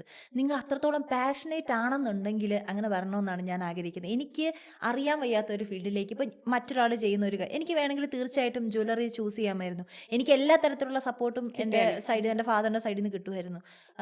ചാച്ചന് സക്സസ് ആയ ഒരാളുമാണ്. പക്ഷെ എനിക്കറിയാത്തൊരു കാര്യം ഞാൻ എന്തിനാ ചെയ്യുന്നത്? ഞാൻ പറയണത് എല്ലാ നോളജും കിട്ടിയിട്ട് നിങ്ങൾ ബിസിനസ് തുടങ്ങണം എന്നല്ല പറയണത്. പക്ഷേ അത്യാവശ്യം ബിസിനസ്സാണ്, അപ്സ് ആൻഡ് ഡൗൺസ് ഉണ്ടാവും. നമ്മൾക്ക് ഐഡിയാസ് ഉണ്ടാവണം. റിസ്ക് വന്നു കഴിഞ്ഞാൽ നമ്മുടെ ഒരു അങ്ങനത്തെ ഒരു പ്രശ്നം ഉണ്ടായിക്കഴിഞ്ഞാൽ നമ്മളെങ്ങനെ തിരിച്ച് പിടിക്കാൻ പറ്റും എന്നുള്ളത് നമുക്ക് കുറച്ചെങ്കിലും ഒരു അറിവുണ്ടാവണം എന്നാണ് ഞാൻ പറയണത്. അപ്പം പിന്നെ എനിക്ക് വരുന്നൊരു ഫ്രീക്വൻ്റ് ആയിട്ട് വരുന്നൊരു ക്വസ്റ്റ്യൻ എന്താണെന്ന് ചോദിച്ചാൽ ബിസിനസ് എങ്ങനെ സ്റ്റാർട്ട് ചെയ്തു എന്നല്ല, എൻ്റെ മാനുഫാക്ചറുടെ ഡീറ്റെയിൽസ് കൊടുക്ക്, നമ്പർ തരാൻ പറഞ്ഞിട്ടാണ് എനിക്ക് മെസ്സേജ് ചെയ്യുന്നത്. പിന്നെ മൊത്തത്തിൽ അങ്ങ് എഴുതി കൊടുക്കും. അതിലും ഭേദം ഞാൻ സുവ ഡിസൈൻസ് അവർക്കൊക്കെ കൊടുക്കുന്നതാണ് നല്ലത്. അതാണ് ഞാൻ പറയുന്നത്. അപ്പം നമ്മൾ മറ്റൊരാളുടെ കണ്ടിട്ട് നമ്മൾ അയാളെ പോലെ ആവാൻ മാത്രം നമ്മൾ ചിന്തിച്ചാൽ പോരാ, നമ്മൾ അതിന് എഫേർട്ട് എടുക്കണമെന്ന്. ഇതൊരിക്കലും ഒരു ഈസി ആയിട്ടുള്ള ജേർണി അല്ല. ഇപ്പം ചിലപ്പോൾ ഈസി ആയിരിക്കും, എല്ലാവരും ഇതിലേക്ക് വരുന്നുണ്ട്. നമുക്ക് ഇപ്പോൾ ഒരു വീട്ടിലിരുന്നാണ് നമുക്ക് ചെയ്യാൻ പറ്റും. പക്ഷെ ഒരു ഷോപ്പ് ഇട്ട് തുടങ്ങുക എന്നുള്ളത് അന്നത്തെ സമയത്ത് ഒരു ഭയങ്കര ഒരു ഡിഫിക്കൽട്ടായിരുന്നു, ഒരു ചലഞ്ചായിരുന്നു അത് തുടങ്ങുക എന്നുള്ളത്. പിന്നെ നമുക്ക് കുറച്ചെങ്കിലും അതിനെക്കുറിച്ച് നോളജ് വേണം. പിന്നെ എന്നും ഇത് മാറിക്കൊണ്ടേയിരിക്കും. മാർക്കറ്റാണ്, എന്നും മാറും. നമുക്കൊരു ഡിസൈൻ തന്നെ വെച്ചുകൊണ്ട് നമുക്ക് മുമ്പോട്ട് പോകാൻ പറ്റത്തില്ല. ആൾക്കാർക്ക് ബോറടിക്കും. നമ്മൾ പുതിയ പുതിയ ഡിസൈൻസ് നമ്മൾ ഇൻട്രൊഡ്യൂസ് ചെയ്യണം. പ്രസൻറ്റേഷൻ എൻ്റെ ഒരു ഇതിലെങ്ങനെയാണ്, എൻ്റെ ഒരു സൈഡ് എങ്ങനെയാണെന്ന് വെച്ചാൽ പ്രസൻറ്റേഷൻ വെറൈറ്റി ആക്കുക എന്നുള്ളതാണ് ഞാൻ കൂടുതൽ ചിന്തിക്കുന്നത്. നാളെ വെറൈറ്റി ആയിട്ട് ഇതിപ്പം കസ്റ്റമർ ഒരാൾ വീഡിയോ കാണുന്നു, സ്ഥിരം പറയണ കാര്യം തന്നെയല്ലേ എന്ന് വെച്ചിട്ട് അവർ തട്ടിവിടും. കാരണം ഇതുപോലെ 10 വീഡിയോ ആയിരിക്കും താഴെ വരുന്നത്. അപ്പം അവരതിൽ ക്ലിക്ക് ചെയ്യുമ്പോൾ അവർ നിൽക്കണം എന്നുണ്ടെന്നുണ്ടെങ്കിൽ നമ്മുടെ പ്രസൻറ്റേഷനിൽ എന്തെങ്കിലും ഒന്ന് ക്യാച്ച് ആയിട്ടുള്ള ഒരു കാര്യം ഉണ്ടാവണം. അപ്പോൾ എനിക്ക് ഓൾറെഡി സോഷ്യൽ മീഡിയ എൻ്റെ കയ്യിലുണ്ടെന്നുള്ള ഉറപ്പ് കൊണ്ടും കൂടെ ആയിരുന്നു. ഇന്നിപ്പോൾ എല്ലാ സോഷ്യൽ മീഡിയയുടെ കാലമാണ്. അന്ന് തുടങ്ങുന്ന സമയത്ത് സോഷ്യൽ മീഡിയ ഉണ്ട്, ഒരു പരിധി വരെ എനിക്ക് കസ്റ്റമേഴ്സിനെ കൊണ്ടുവരാൻ എനിക്ക് പറ്റും എന്നുള്ളത് ഉണ്ടായിരുന്നു. പിന്നെ ഹാർഡ് വർക്ക് എന്ന് പറഞ്ഞാൽ അതൊരു അത് നമുക്ക് കുറച്ചു കാലം ഹാർഡ് വർക്ക് ചെയ്തിട്ട് ഓക്കെ ഇരിക്കാൻ പറ്റുമെന്നല്ല, ഒരിക്കലും പറ്റത്തില്ല. കണ്ടിന്യൂസ് നമ്മൾ ചെയ്തുകൊണ്ട് പോകണം. പിന്നെ ഒരിക്കലും നമ്മൾ ഒരാളുടെ സ്റ്റൈല് കോപ്പി ചെയ്യരുത് എന്നാണ് എനിക്ക് പറയാനായിട്ടുള്ളത്. നമുക്ക് റെഫറൻസ് എടുക്കാം അവരിൽ നിന്ന്, പക്ഷെ ഒരിക്കലും മറ്റൊരാളുടെ കഴിവ് നമ്മൾ കോപ്പി ചെയ്യരുത്. നമ്മളായിട്ട് നമ്മുടെ ഐഡിയാസ്, ക്രിയേറ്റിവിറ്റി എന്ന് പറയുന്ന ഒരു സംഭവം ഉണ്ടല്ലോ, അത് നിങ്ങൾക്ക് ഉണ്ടാക്കിയെടുക്കാൻ പറ്റണം. ഇപ്പോൾ ഒരു സപ്ലയർ ഡീറ്റെയിൽസ് ഒക്കെ ആണെന്നുണ്ടെങ്കിലും നമ്മളിതിൽ ഇറങ്ങി പുറപ്പെട്ടു, നമ്മളിതിൽ ഇൻവെസ്റ്റ് ചെയ്യാൻ പോവുകയാണ്. അപ്പം നമ്മൾ തന്നെ, കാരണം നാളെ ഈ സപ്ലയർ കയ്യിൽ നിന്ന് പോയ അടുത്ത സപ്ലയർ നമ്മളെങ്ങനെ കണ്ടുപിടിക്കും? നമുക്കിപ്പം കുറച്ചും കൂടി ഒരു ലാർജ് സ്കെയിലിലേക്ക് ഇത് മാറ്റണം. ഈ ഒരു സപ്ലയറെ വെച്ച് നമുക്ക് മാറ്റാൻ പറ്റത്തില്ല. അപ്പം മുന്നോട്ടേക്ക് നമുക്ക് നമ്മുടെ ഒരു എക്സ്പാൻഷൻ പ്ലാനൊക്കെ ഉണ്ടെന്നുണ്ടെങ്കിൽ നമ്മൾ തന്നെ ഇറങ്ങി നമ്മൾ തന്നെ കഷ്ടപ്പെട്ട് കണ്ടുപിടിച്ചാൽ മാത്രമേ ഈ ഒരു ഫീൽഡിൽ നമുക്ക് പിടിച്ചു നിൽക്കാൻ പറ്റുള്ളൂ. അത്രയും കോമ്പറ്റീഷൻ എന്ന് കൂടിയിട്ടുണ്ട്. നിങ്ങൾ പറഞ്ഞല്ലോ ബിസിനസിൻ്റെ ഒരു മെയിൻ ഭാഗമായിരുന്നു കണ്ടന്റ് ക്രിയേഷനും ആ ഒരു trust the audience had trust in you. അപ്പം ഇപ്പോൾ കണ്ടന്റ് ക്രിയേഷൻ തുടങ്ങുന്ന ആൾക്കാരോട് എന്താണ് മേയ്ക്ക് പറയാനുള്ളത്? ഞാനൊരു ഇൻഫ്ലുവൻസർ എന്നുള്ള രീതിയിലേക്ക് ഞാൻ ആയിട്ടില്ല. ഞാനൊരു ഇൻഫ്ലുവൻസറായിട്ട് ഞാൻ എന്നെ കാണുന്നില്ല. കാരണം ഞാൻ അങ്ങനെ പ്രൊമോഷൻസ് ചെയ്യുന്ന ഒരാളല്ല. ഞാൻ വല്ലപ്പോഴും, ഞാൻ പണ്ടാണെങ്കിലും ശരി, ഒരു 2 months ഒക്കെ കൂടുമ്പോൾ എനിക്ക് പ്രൊമോഷൻസ് വരാറുണ്ട്. പക്ഷേ എനിക്കത് ജെന്യൂൻ ആയിട്ട് തോന്നിയാലേ ഞാൻ ചെയ്യത്തുള്ളൂ. ഞാൻ ഉപയോഗിച്ച് പരിചയമില്ലാത്ത ഒരു കാര്യം ഞാൻ ഇങ്ങനെ ഒരാൾക്ക് ഞാനത് പരിചയപ്പെടുത്തി കൊടുക്കുന്നത്, എന്നെ വിശ്വസിക്കുന്ന ആൾക്കാരാണ് എൻ്റെ ഫോളോവേഴ്സ്. സംഭവം ഞാനത് ചെയ്യാമെന്ന് പറഞ്ഞാൽ എനിക്ക് നല്ലൊരു പേയ്മെൻറ്റ് കിട്ടുമായിരിക്കും. പക്ഷേ അതിൽ ജെന്യൂൻ ആയിട്ട് നിൽക്കാനാണ് ഞാൻ പറയുന്നത്. അത് അവരുടെ ഇഷ്ടം. ഞാൻ എൻ്റെ കാര്യം പറയുകയാണ്. എനിക്കത് ഒരേ ഫീൽഡിലുള്ള ഒരു പ്രൊമോഷൻ ഇപ്പോൾ എനിക്ക് ഇന്ന് വന്നു, ഞാനത് ചെയ്തു. അത് കഴിഞ്ഞ് അടുത്ത ആഴ്ച ഞാനത് ചെയ്യുമ്പം അതിൽ കുറച്ച് എൻ്റെ ഫോളോവേഴ്സ് അത് മറന്നിട്ടുണ്ടാവും. പക്ഷെ ഞാൻ അവരോട് ചെയ്യുന്ന ഒരു ശരിയല്ല എന്ന് എനിക്ക് തോന്നാറുണ്ട്. അതുകൊണ്ട് തന്നെ ഇപ്പോൾ പേയ്മെൻറ്റ് തരാമെന്ന് പറഞ്ഞാൽ പോലും ഞാൻ അങ്ങനെ ഒരു പ്രൊമോഷൻ ഞാൻ ചെയ്യാറില്ല. ഞാൻ എൻ്റെ ലൈഫിൽ ഉപയോഗിക്കുന്ന കാര്യങ്ങൾ, എൻ്റെ ലൈഫ് സ്റ്റൈലിനോട് ബന്ധപ്പെട്ട് നിൽക്കുന്ന കാര്യങ്ങളിൽ മാത്രമേ ഞാൻ പ്രൊമോഷൻ ചെയ്യാറുള്ളൂ. അതിൽ ഞാൻ എപ്പോഴും ജെന്യൂനായിട്ട് നിൽക്കാനതുള്ളൂ. അതുകൊണ്ട് തന്നെ ഞാനൊരു ഇൻഫ്ലുവൻസറുടെ സൈഡിലേക്ക് ആദ്യം പോയിട്ടില്ല. എൻ്റെ അക്കൗണ്ട് നോക്കുകയാണെങ്കിൽ ഒരു 10% മാത്രമേ ഞാൻ പ്രൊമോഷൻസ് ചെയ്യുന്നുള്ളൂ. അത് ഞാൻ ജെന്യൂനായിട്ടാണ് ചെയ്യുന്നത്. അല്ലാത്ത സൈഡെന്ന് പറഞ്ഞാൽ എൻ്റെ ഡെയിലി ഞാൻ എന്താണോ, എൻ്റെ ലൈഫ് എങ്ങനെയാണോ, അതും ഷോപ്പിന്റെ കാര്യങ്ങൾ മാത്രമാണ് എൻ്റെ അക്കൗണ്ടിൽ ഞാൻ കൂടുതൽ ഇട്ട് പോകുന്നത്. അതെ, ഇപ്പൊ ആ ശക്ഷുക്കയുടെ ഒരു റെസിപ്പി ഭയങ്കര ഹിറ്റായിട്ട് കുറേ പേര് തന്നെ കണ്ടുപിടിച്ച് ചെയ്തു. അല്ലല്ല, അതൊരു ശരിക്കും എനിക്ക് തോന്നുന്ന ഒരു ടർക്കിഷ് ബ്രേക്ക്ഫാസ്റ്റ് ഡിഷാണ് അത്. അതെനിക്ക് എനിക്ക് തോന്നുന്നത് എവിടെയോ ഞാനൊരു വീഡിയോ കണ്ടു. അത് കണ്ട് അതിൽ നിന്ന് ഇൻസ്പയർഡ് ആയിട്ടാണ് ഞാനത് ചെയ്തത്. ഞാനിങ്ങനെ ഇങ്ങനെ കയറുമെന്നൊന്നും വിചാരിച്ചിട്ടൊന്നുമല്ല ചെയ്യുന്നത്. ശരിക്കും പറഞ്ഞാൽ പഴയ പോലെ എനിക്ക് ഇൻസ്റ്റഗ്രാം ശ്രദ്ധിക്കാൻ പറ്റാറില്ല. എൻ്റെ പേഴ്സണൽ അക്കൗണ്ട് ശ്രദ്ധിക്കാൻ പറ്റുന്നില്ല. അതുകൊണ്ട് തന്നെ ഫോളോവേഴ്സിന് ഇടയ്ക്ക് നമ്മൾ എന്തെങ്കിലുമൊക്കെ ഒന്ന് ചെയ്യണമല്ലോ. എനിക്ക് പുറത്ത് പോകാം, ഒന്നാമത്തെ കാര്യം. പഴയ പോലെ പുറത്ത് പോകുന്ന കോണ്ടന്റുകളൊന്നും എനിക്ക് ഇടാൻ പറ്റുന്നില്ല. എനിക്ക് സമയം കിട്ടുന്നില്ല. അപ്പം അതുകൊണ്ട് തന്നെ എന്തെങ്കിലും കൊടുക്കുക ചെയ്യണമല്ലോ. ഓക്കെ. അപ്പം അന്ന് രാവിലെ പെട്ടെന്ന് പ്ലാൻ ചെയ്താ ഞാൻ എന്തായാലും ഷാക്ഷുക്ക് ഇന്ന് ഉണ്ടാക്കാൻ പോവാം. അപ്പം ഞാൻ ഇച്ചാനോട് പറഞ്ഞു, ഒന്ന് ഷൂട്ട് ചെയ്ത് തരാമെന്ന് ചോദിച്ചു. ഷൂട്ട് ചെയ്ത് തരാമെന്ന് പറഞ്ഞ് അങ്ങനെ ജസ്റ്റ് ചുമ്മാ ഒരു ദിവസം ഷൂട്ട് ചെയ്ത വീഡിയോ അത് ഭയങ്കര ഹിറ്റായി. അതെ അതെ. Okay. Have you ever reached out to the point of burn out? ഞാൻ അത് ചോദിക്കാൻ കാരണം ബിസിനസ് ഓണേഴ്സ് യൂഷ്വലി നമ്മൾ 9 to 5 ആൾക്കാരും 9 to 5 ഒന്നും അല്ല, അത് 12 hours 14 hours ഒക്കെ പണിയെടുക്കുന്ന ആൾക്കാരുണ്ട്. പക്ഷേ ബിസിനസ് ഓണേഴ്സിന് റെസ്റ്റ് എന്ന് പറഞ്ഞൊരു സാധനമില്ല. Brain is always running. 24/7 you thinking about what is the next, അല്ലെങ്കിൽ ഇനി എന്താണ് കുഴപ്പങ്ങൾ ഉണ്ടാവാൻ പോണേ, what problems do I resolve. Your mind is constantly run. I'm not saying 9 to 5 doesn't. I belong to a 9 to 5 journey. But 24/7 it is exhausting after a point. At least നമുക്ക് switch off ചെയ്യാം. ഇത് വേറെ ആരുടെ business ആണെന്ന് പറഞ്ഞ് നമുക്കതൊന്ന് അതെ mind out ആവാം. അതെ. പക്ഷെ for you and for every other entrepreneur it's not like that. You can't switch off. അപ്പം have you ever reached a point of burn out? എന്നെ കൊണ്ട് ഇത് പറ്റുമോ എന്ന് എനിക്കൊരു സംശയം.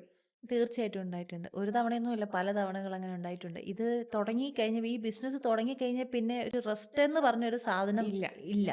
നമ്മൾ എപ്പോഴും ഓണായിരിക്കണം. ഇപ്പോൾ നമ്മളുടെ വീട്ടുകാരൊക്കെ നമ്മളോട് ചോദിക്കും, ഉറങ്ങണ്ടേ, ഇന്ന സമയം വരെ ഇരിക്കുവാണോ? നമ്മൾ ഷോപ്പ് ക്ലോസ് ചെയ്താൽ നമുക്ക് ഉറങ്ങാൻ പറ്റത്തില്ല. ഇവിടുത്തെ ഇപ്പം നാട്ടിലാണെങ്കിൽ ഇവിടുത്തെ ഷോപ്പ് ക്ലോസ് ചെയ്യുന്നവരേക്കും നമ്മൾ ഇരുന്നേ പറ്റുള്ളൂ. അത് കഴിഞ്ഞാലും കഴിഞ്ഞോ ഇല്ല, അടുത്ത ദിവസം രാവിലത്തേക്കുള്ള കാര്യങ്ങളുണ്ട്. അപ്പോൾ എപ്പോഴും നമ്മൾ ഓണായിരിക്കണം. ഈ ഫോൺ എപ്പോഴും ഒരു 5 മിനിറ്റ് നമുക്ക് മാറ്റി വെക്കാൻ പറ്റില്ല. ഒന്നുകിൽ ഷോപ്പിൽ നിന്ന് പെട്ടെന്ന് തന്നെ കോൾ വരും, അങ്ങനെ ഒരു ഇതാണ്. അപ്പോൾ അത് ആ ഒരു സൈഡ്. പക്ഷേ മറ്റൊരു സൈഡെന്ന് പറഞ്ഞു കഴിഞ്ഞാൽ ടെൻഷൻ, സ്ട്രെസ്സ്, അത് ഭയങ്കര ഒരു രീതിയിൽ നമ്മളെ ബാധിക്കും. ശരിക്കും ഒരു സമയം നമ്മൾ ഒരിടത്ത് എത്തി, അന്നത്തെ ദിവസം ഇനി എന്ത് ചെയ്യും ഞാൻ അങ്ങോട്ട്, ഇനി എന്ത്, അങ്ങനെ ഞാൻ ചിന്തിച്ചിരിക്കുന്ന പല സന്ദർഭങ്ങളുണ്ട്. അത് ഈ ദുബായ് ബ്രാഞ്ച് സ്റ്റാർട്ട് ചെയ്തതിന് ശേഷമാണ് ഏറ്റവും കൂടുതൽ അങ്ങനെ വന്നിരിക്കുന്നത്. കാരണം ഇനി ഇത് ഞാൻ എങ്ങനെ ഓവർകം ചെയ്യുമെന്ന് തോന്നുന്ന, അതൊരിക്കലും ബിസിനസ്, ഞാൻ എപ്പോഴും പറയുന്നത്, ദൈവം അനുഗ്രഹിച്ച് ബിസിനസ് ഡൗൺ ആയിട്ട് എനിക്ക് ഒരിക്കലും അങ്ങനെ ഒരു ഉണ്ടായിട്ടില്ല. പക്ഷേ ഞാൻ ശരിക്കും എൻ്റെ പഴയ ലൈഫ് ഞാൻ മിസ് ചെയ്യാറുണ്ട്. പക്ഷേ ഞാൻ ഒത്തിരി ഗ്രേറ്റ്ഫുൾ ആണ് ഇന്നത്തെ ഈ ഒരു കാര്യത്തിൽ. പക്ഷേ എന്താണെന്ന് ചോദിച്ചാൽ, നമുക്ക് ടെൻഷൻ ഇല്ലാതെ ഒന്ന് ഇരിക്കണം എന്ന് പലപ്പോഴും ആഗ്രഹിക്കാറുണ്ട്. പക്ഷെ അങ്ങനെയുള്ള എന്നെ ഒരു 5 വർഷമായിട്ട് ഞാൻ കണ്ടിട്ടേ ഇല്ല. മെയിനായിട്ടെന്ന് വെച്ചാൽ നമ്മുടെ എക്സ്റ്റേണൽ ഫാക്ടേഴ്സ് അത്രത്തോളം നമ്മളെ പുഷ് ചെയ്യും, നമ്മളെ വീഴ്ത്താൻ നോക്കുന്ന കുറേ കാര്യങ്ങൾ ഇവിടെയുണ്ട്.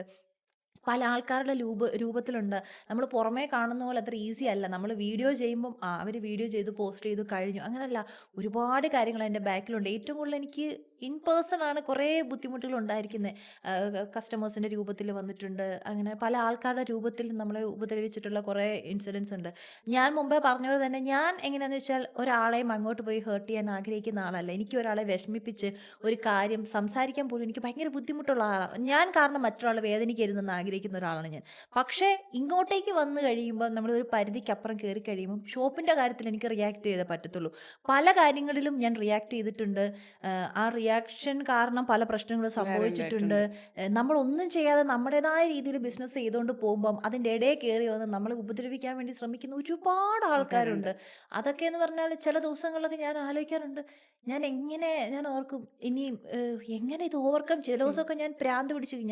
ഞാൻ അത്രയും ഡൗൺ ആയി പോകുന്ന സമയങ്ങളിൽ സൂരജാണ് എന്നെ പിടിച്ചു നിർത്തുന്നത്. പക്ഷേ ദൈവം അനുഗ്രഹിച്ച് എന്തൊരു ഇഷ്യൂ ഉണ്ടായാലും അതിനൊരു സൊല്യൂഷൻ പിറ്റേന്നത്തെ ദിവസം ഒരു സൊല്യൂഷൻ, അല്ലെ ഒരു 2-3 ദിവസം ഇങ്ങനെ ഇരിക്കും, സ്ട്രെസ്സായിട്ടിരിക്കും. അപ്പം ഞാൻ ഓർക്കും, ദൈവമേ, ആരെങ്കിലും അറിയുന്നുണ്ട് ഏതൊരവസ്ഥയിലൂടെ നമ്മളിപ്പോൾ കടന്നു പോകുന്നതെന്ന് അറിയുന്നുണ്ടോ? അത് ഓവർകം ചെയ്ത് കഴിയുമ്പോൾ ഞാൻ പിന്നോട്ടേക്ക് നോക്കുമ്പോൾ ഇതെങ്ങനെ അത് കഴിഞ്ഞു പോയി എന്നാലോചിക്കും. അങ്ങനെയായിരുന്നു ശരിക്കും ഈ ഒരു ജേർണി. ഈ ഒരു 5 years കൊണ്ട് തീർച്ചയായിട്ടും ഒന്നല്ല, ഒരു പ്രോബ്ലം സോൾവ് ചെയ്ത് കഴിഞ്ഞ് റെസ്റ്റ് എടുക്കാം, അപ്പൊ അടുത്തത് വണ്ടിയും പിടിച്ച് വരും. അങ്ങനെയാ ഇവിടെ. ഇനി what is next for Megha? What is your dream? അതായത് 1 by 1 you have been concreting your dreams. ഇനി what is next for you? എനിക്ക് സുവ സ്റ്റാർട്ട് ചെയ്ത്, അതായത് സുവ ഡിസൈൻസിൻ്റെ ഈ ബ്രാഞ്ച് നമ്മൾ ആദ്യമായിട്ട് സ്റ്റാർട്ട് ചെയ്യുന്ന പ്ലാൻ ഇട്ട് കഴിഞ്ഞ സമയത്ത് തന്നെ ഞാൻ ഹസ്ബൻഡിനോട് പറഞ്ഞൊരു കാര്യമുണ്ട്. എനിക്ക് ഈ ഒരു ഷോപ്പും കൊണ്ട് നിൽക്കുക എന്നല്ല എൻ്റെ ആഗ്രഹം. എനിക്ക് ഇവിടുന്ന് ഒരു 5 വർഷത്തിൽ ഞാൻ എന്താവണം, എനിക്ക് ഇവിടുന്ന് ഒരു 10 വർഷത്തിൽ എന്താവണം എന്നൊക്കെ എനിക്ക് ഭയങ്കര ഡ്രീംസ് ആയിരുന്നു. അപ്പോൾ ഞാൻ പുള്ളിയോട് പറയുമായിരുന്നു, എനിക്കൊരു വിഷൻ ഉണ്ട്, ഞാൻ ആ വിഷനിൽ എത്താൻ വേണ്ടിയിട്ടാണ് ഞാൻ ഇനി മുമ്പോട്ടേക്ക് ഞാൻ ഹാർഡ് വർക്ക് ചെയ്യുന്നതെന്ന് ഞാൻ പറയുമായിരുന്നു. അപ്പോൾ അങ്ങനെ ഒരു ആഗ്രഹമായിരുന്നു സുവയുടെ സെക്കൻഡ് ബ്രാഞ്ച് എന്നുള്ള ഒരു ഇത്. അത് സെക്കൻഡ് ബ്രാഞ്ച് എന്ന് പറയുമ്പോൾ ഫസ്റ്റ് ബ്രാഞ്ച് കഴിഞ്ഞിട്ട് ഞാൻ പറഞ്ഞ പോലെ നമുക്ക് വേറെ ഒരു സപ്പോർട്ട് വേറെ എവിടെ നിന്നും ഇല്ലാത്തത് കൊണ്ട് നമ്മൾ തന്നെയുള്ള നമ്മൾ ആക്കി എടുക്കണം സെക്കൻഡ് ബ്രാഞ്ച്. അപ്പോൾ ഒരു രണ്ടാമത്തെ ബ്രാഞ്ച് എന്ന് പറയുമ്പോൾ ഇതിനേലും ഇരട്ടി വലിപ്പമുള്ള ഒരു ഷോപ്പാണ് നമ്മൾ നാട്ടിൽ തുടങ്ങിയിരുന്നത്. ഇതിൻ്റെ ഡബിൾ ഇരട്ടി സ്റ്റോക്ക് നമ്മൾ അവിടെ എടുക്കണം, അത്രത്തോളം ഫണ്ട് നമുക്ക് വേണം. അപ്പം ഈ സുവയിൽ നിന്നുള്ള നമുക്ക് 2 വർഷം എടുത്തു അടുത്തത് തുടങ്ങാൻ വേണ്ടിയിട്ട്. അപ്പോൾ ഇതിൽ നിന്ന് കിട്ടുന്നത് വെച്ച് നമ്മൾ സേവ് ചെയ്താണ് സെക്കൻഡ് ബ്രാഞ്ച് സ്റ്റാർട്ട് ചെയ്യുന്നത്. കുറച്ച് ലേറ്റ് ആവും എൻ്റെ അടുത്ത പ്ലാനുകളെല്ലാം തന്നെ. ഇനിയിപ്പോൾ അടുത്ത തീർച്ചയായിട്ടും എക്സ്പാൻഷൻ പ്ലാൻ തീർച്ചയായിട്ടും ഉണ്ട്. അപ്പം അതാണെങ്കിലും കുറച്ച് സമയം എടുക്കും. ഇനി നമ്മൾ രണ്ടാമത്തെ തുടങ്ങിയല്ലോ, അത് കഴിഞ്ഞിട്ട് നമ്മൾ തന്നെ ആയതുകൊണ്ട് അത് ഇന്നും ഓടിക്കൊണ്ടിരിക്കുക. ആ അടുത്ത 3ാമത്തെ തലത്തിലേക്ക് എത്താൻ വേണ്ടിയിട്ട് അതൊരു ഓട്ടോ, അതൊരു ബ്രാഞ്ച് ആയിരിക്കാം, അല്ലെങ്കിൽ അത് വേറെ, ഞാനിതിപ്പോൾ അത് ഡിസ്ക്ലോസ് ചെയ്യുന്നില്ല. അങ്ങനെ കുറേ പ്ലാനുകളുണ്ട്, കുറച്ച് വർഷത്തേക്കുള്ള പ്ലാൻ ഞാൻ മുന്നേ നേരത്തെ കൂട്ടി കണ്ടിട്ടുണ്ടായിരുന്നു. അതെ, എല്ലാം നടക്കട്ടെ. God bless you. We have almost come to the end of the podcast. I would end with, if you meet your younger self, ഒരു 18-year-old self for a cup of coffee, എന്താണ് ആ കുട്ടിയോട് പറയാ? ഒരിക്കലും ആരെയും ബ്ലൈൻഡായിട്ട് ട്രസ്റ്റ് ചെയ്യരുതെന്ന് ഞാൻ പറയും. എസ്പെഷ്യലി ഫ്രണ്ട്ഷിപ്പിൽ ഞാൻ ഭയങ്കരമായിട്ട് വാല്യൂ ചെയ്തിരുന്ന ഒരാളാണ്. എൻ്റെ പേരൻസ് പോലും എന്നോട് പറയുന്നത്, നിനക്ക് ഫ്രണ്ട്സ് എന്ന് പറഞ്ഞാൽ നീ ഇങ്ങനെ എല്ലാ കാര്യങ്ങളും അവരോട് പറയരുത്, നീ ഇങ്ങനെ അവരിൽ ഇൻവെസ്റ്റഡ് ആവരുത് എന്ന് പറയുമായിരുന്നു. അപ്പോൾ എനിക്കെന്ന് പറഞ്ഞാൽ എല്ലാം അവരായിരുന്നു. എനിക്ക് ഒത്തിരി പണി കിട്ടിയിട്ടുണ്ട്. നമ്മൾ വിചാരിക്കാത്ത സമയത്ത് നമ്മൾ ചിന്തിക്കാത്ത കാര്യമാണ് അവിടെയൊക്കെ അവർ ഞാൻ ചെയ്യാത്ത തെറ്റിനാണ് അവിടെയൊക്കെ പറഞ്ഞ് ഒരുപാട് പ്രശ്നങ്ങൾ ഉണ്ടാക്കിയിരിക്കുന്നത്. അത് ഓവർ ദ ഇയേഴ്സ് എനിക്കത് മനസ്സിലായി കഴിഞ്ഞപ്പോൾ മുതൽ ഞാനിപ്പോൾ ഡിസ്റ്റൻസ് ഇട്ട് ഫ്രണ്ട്ഷിപ്പിൽ നിർത്തത്തുള്ളൂ. അപ്പോൾ അതുകൊണ്ട് തന്നെ ഒരിക്കലും, അതാണ് എനിക്ക് മെയിനായിട്ട് പറയാനുള്ളത്, ഒരിക്കലും ആരെയും, ഞാൻ ആ കുട്ടീനെ എൻ്റെ ഒരു 15 വയസ്സിൽ കണ്ട ഒരിക്കലും വിശ്വസിക്കരുത്, ഈ വരുന്ന ആൾക്കാരെ ഒന്നും വിശ്വസിക്കരുത്. പിന്നെ ഒരാൾ എൻ്റെ അടുത്ത് വന്ന് എന്തെങ്കിലും ഒരു കാര്യം പറഞ്ഞാൽ ഞാൻ അപ്പോഴേ അവർ പറയണത് സത്യം, അതിൻ്റെ നെഗറ്റീവ്സ് ഒന്നും ഞാൻ അപ്പോൾ ആലോചിക്കത്തില്ല. ഒരാൾ എൻ്റെ അടുത്ത് ഒരു വിഷമം പറഞ്ഞു, ഒരു കരഞ്ഞ, ഞാൻ അവിടെ വീണു, അതെന്താന്ന് അതുകൊണ്ട് തന്നെ ഇപ്പം ഞാൻ എന്താ ചെയ്തതെന്ന് വെച്ചാൽ, ഞാനൊരു 1 ഹാൻഡ് ഡിസ്റ്റൻസിൽ ഒരാൾക്ക് എൻ്റെ അടുത്തോട്ട് വരണം, ചിലപ്പോൾ അയാൾ ജെന്യൂൻ ആയിരിക്കും, എന്നാലും ഞാനൊരു 1 ഹാൻഡ് ഡിസ്റ്റൻസ് ഇട്ട് മാത്രമേ അവരെ നിർത്തത്തുള്ളൂ. എനിക്ക് ഇനിയും ഒരിക്കൽ കൂടി അതിലേക്ക് വീഴാനായിട്ട് എനിക്ക് പറ്റാത്തത് കൊണ്ട് ഞാൻ മെയിനായിട്ടും പറയുന്നത് ആ പഴയ എന്നോട് ഞാൻ അങ്ങനെ പറയുള്ളൂ. പിന്നെ ഭയങ്കര എന്താ പറയുക, ഭയങ്കര പാവമായിട്ടുള്ളൊരു ക്യാരക്ടറായിരുന്നു എൻ്റെ. അപ്പോൾ ഒരിക്കലും അങ്ങനെ ആവരുത് എന്നാണ് എൻ്റെ ഒരു 18 ഇയേഴ്സ് അല്ലെ 15 ഇയേഴ്സ് ഓൾഡ് ആ മേഖലയിലേക്ക് പോയി കഴിഞ്ഞാൽ അങ്ങനെ ആൾക്കാരിലേക്ക് അത്രയും 100% കൊടുത്ത് നമ്മൾ അങ്ങനെ ഇതിലേക്ക് നിൽക്കരുത്. ഇതൊക്കെയാണ് എനിക്ക് കണ്ടുമുട്ടിയാൽ പറയാനായിട്ടുള്ളത്. അതെ, ത്രൂ ഔട്ട് ദ പോഡ്കാസ്റ്റ് നമ്മളൊരു ഇൻസിഡൻറ്റിനെ പറ്റി പറയണ്ടേ, ഒത്തിരി ഡീറ്റെയിൽസ് ഒന്നും നമ്മൾ ഡിസ്ക്ലോസ് ചെയ്തില്ല. Would you like to add anything so that the audience is informed? ഞാൻ ഈ ഒരു ഇൻസിഡൻറ്റിനെ കുറിച്ചിട്ട് എക്സ്പ്ലെയിൻ ചെയ്ത് ഒരുപാട് തവണ എൻ്റെ റീൽസിലും യൂട്യൂബിലും ഒക്കെ പറഞ്ഞിട്ടുള്ളത് കൊണ്ട് തന്നെ ഞാൻ ഒരുപാട് പറയുന്നില്ല. പക്ഷെ പുതിയതായിട്ട് ഇത് കാണുന്ന ആൾക്കാർക്ക് വേണ്ടിയിട്ട് ഞാൻ പറയണത്, ഞാൻ അന്നൊരു മ്യൂസിക്കിൽ ചെയ്തിട്ടുണ്ടായിരുന്നു. അതിൽ ഞാൻ പോലും വിചാരിക്കാതെ ആ ഒരു വീഡിയോയിൽ എൻ്റെ മിഡിൽ ഫിംഗറിലെ നെയിൽ പോയിട്ടുണ്ടായിരുന്നു. അപ്പം ഞാനത് ശ്രദ്ധിച്ചിരുന്നുണ്ടായിരുന്നില്ല. ആ ഒരു പ്രായത്തിൽ അതിനിങ്ങനൊരു ഡബിൾ മീനിങ് ഉണ്ടെന്നും എനിക്ക് അറിയത്തുണ്ടായിരുന്നില്ല. അപ്പം ആ ഒരേ ഒരു കാര്യം, അല്ലാതെ എൻ്റെ വേറെ ഒന്നും ഡ്രസ്സിങ്ങിലോ കാര്യങ്ങളോ ഞാൻ സംസാരിച്ച രീതികളിലോ ഒന്നും പ്രശ്നം ഉണ്ടായിട്ടല്ല. ആ ഒരു നെയിൽ കട്ടായി പോയതിൻ്റെ പേരിൽ ഡബിൾ മീനിങ് വെച്ചിട്ടാണ് ആ വീഡിയോ പുറത്തേക്ക് പോയത്. അപ്പോൾ അത് ചെയ്ത ആളെ ഞാൻ ആരാണെന്ന് ഞാൻ തന്നെ അത് ഞാൻ കാണിച്ചു കൊടുത്തിട്ടുണ്ടായിരുന്നു എൻ്റെ യൂട്യൂബ് ചാനലിലൂടെ. പിന്നെ അത് കൂടാതെ എൻ്റെ നാട്ടിലുള്ള ആൾക്കാർ, എന്നെ പരിചയമുള്ളവരില്ലാത്തവരെല്ലാവരും അത് ആഘോഷമാക്കി. ഇന്ന് അങ്ങനെയാണല്ലോ, ഒരു വീഡിയോ ഇറങ്ങിക്കഴിഞ്ഞാൽ എല്ലാ പേജുകളിലും വന്ന് എന്നെ എവിടെയൊക്കെ നാണം കെടുത്താവോ അത്രയൊക്കെ എന്നെ നാണം കെടുത്തിട്ടുണ്ടായിരുന്നു. അപ്പോൾ അത് ആ ഒരു ഇൻസിഡൻറ്റ് കൂടുതൽ ഡീറ്റെയിൽസ് ഞാനെല്ലാം എൻ്റെ യൂട്യൂബ് ചാനൽ, ഇപ്പം നമ്മൾ സംസാരിക്കുമ്പോൾ പലർക്കും അറിയില്ല ഇത് എന്താ എന്ന് ചിന്തിക്കും. അപ്പം അതിപ്പോൾ കേൾക്കുമ്പോൾ ഒരു വളരെ ചെറിയ കാര്യമായിട്ട് തോന്നും. പക്ഷെ അന്ന് അത് അത്രയും ഫ്ലാഷ് ആയിരുന്നു, അത്രയും സ്പ്രെഡ് ആയിരുന്നു അത്. അപ്പം അതാണ് ആ ഒരു ഇൻസിഡൻറ്റ്. കൂടുതൽ ഡീറ്റെയിൽസ് എൻ്റെ യൂട്യൂബ് ചാനൽ മേഘ സൂരജ് എന്നുള്ള യൂട്യൂബ് ചാനൽ തന്നെ ഞാൻ എല്ലാം ലിങ്ക് നമ്മൾ ഡിസ്ക്രിപ്ഷനിൽ കൊടുക്കുന്നതായിരിക്കും. അപ്പോൾ thank you so much Megha for coming to the podcast. I really had a very insightful session. I hope you had a good time as well. I too enjoyed it. എനിക്ക് ഭയങ്കരമായിട്ട് ഇഷ്ടപ്പെട്ടു. Thank you for the opportunity. Thank you so much for being so honest with us. Thank you for coming. Thank you. Life is a crash course. No grades, no rules, just lessons from the ride.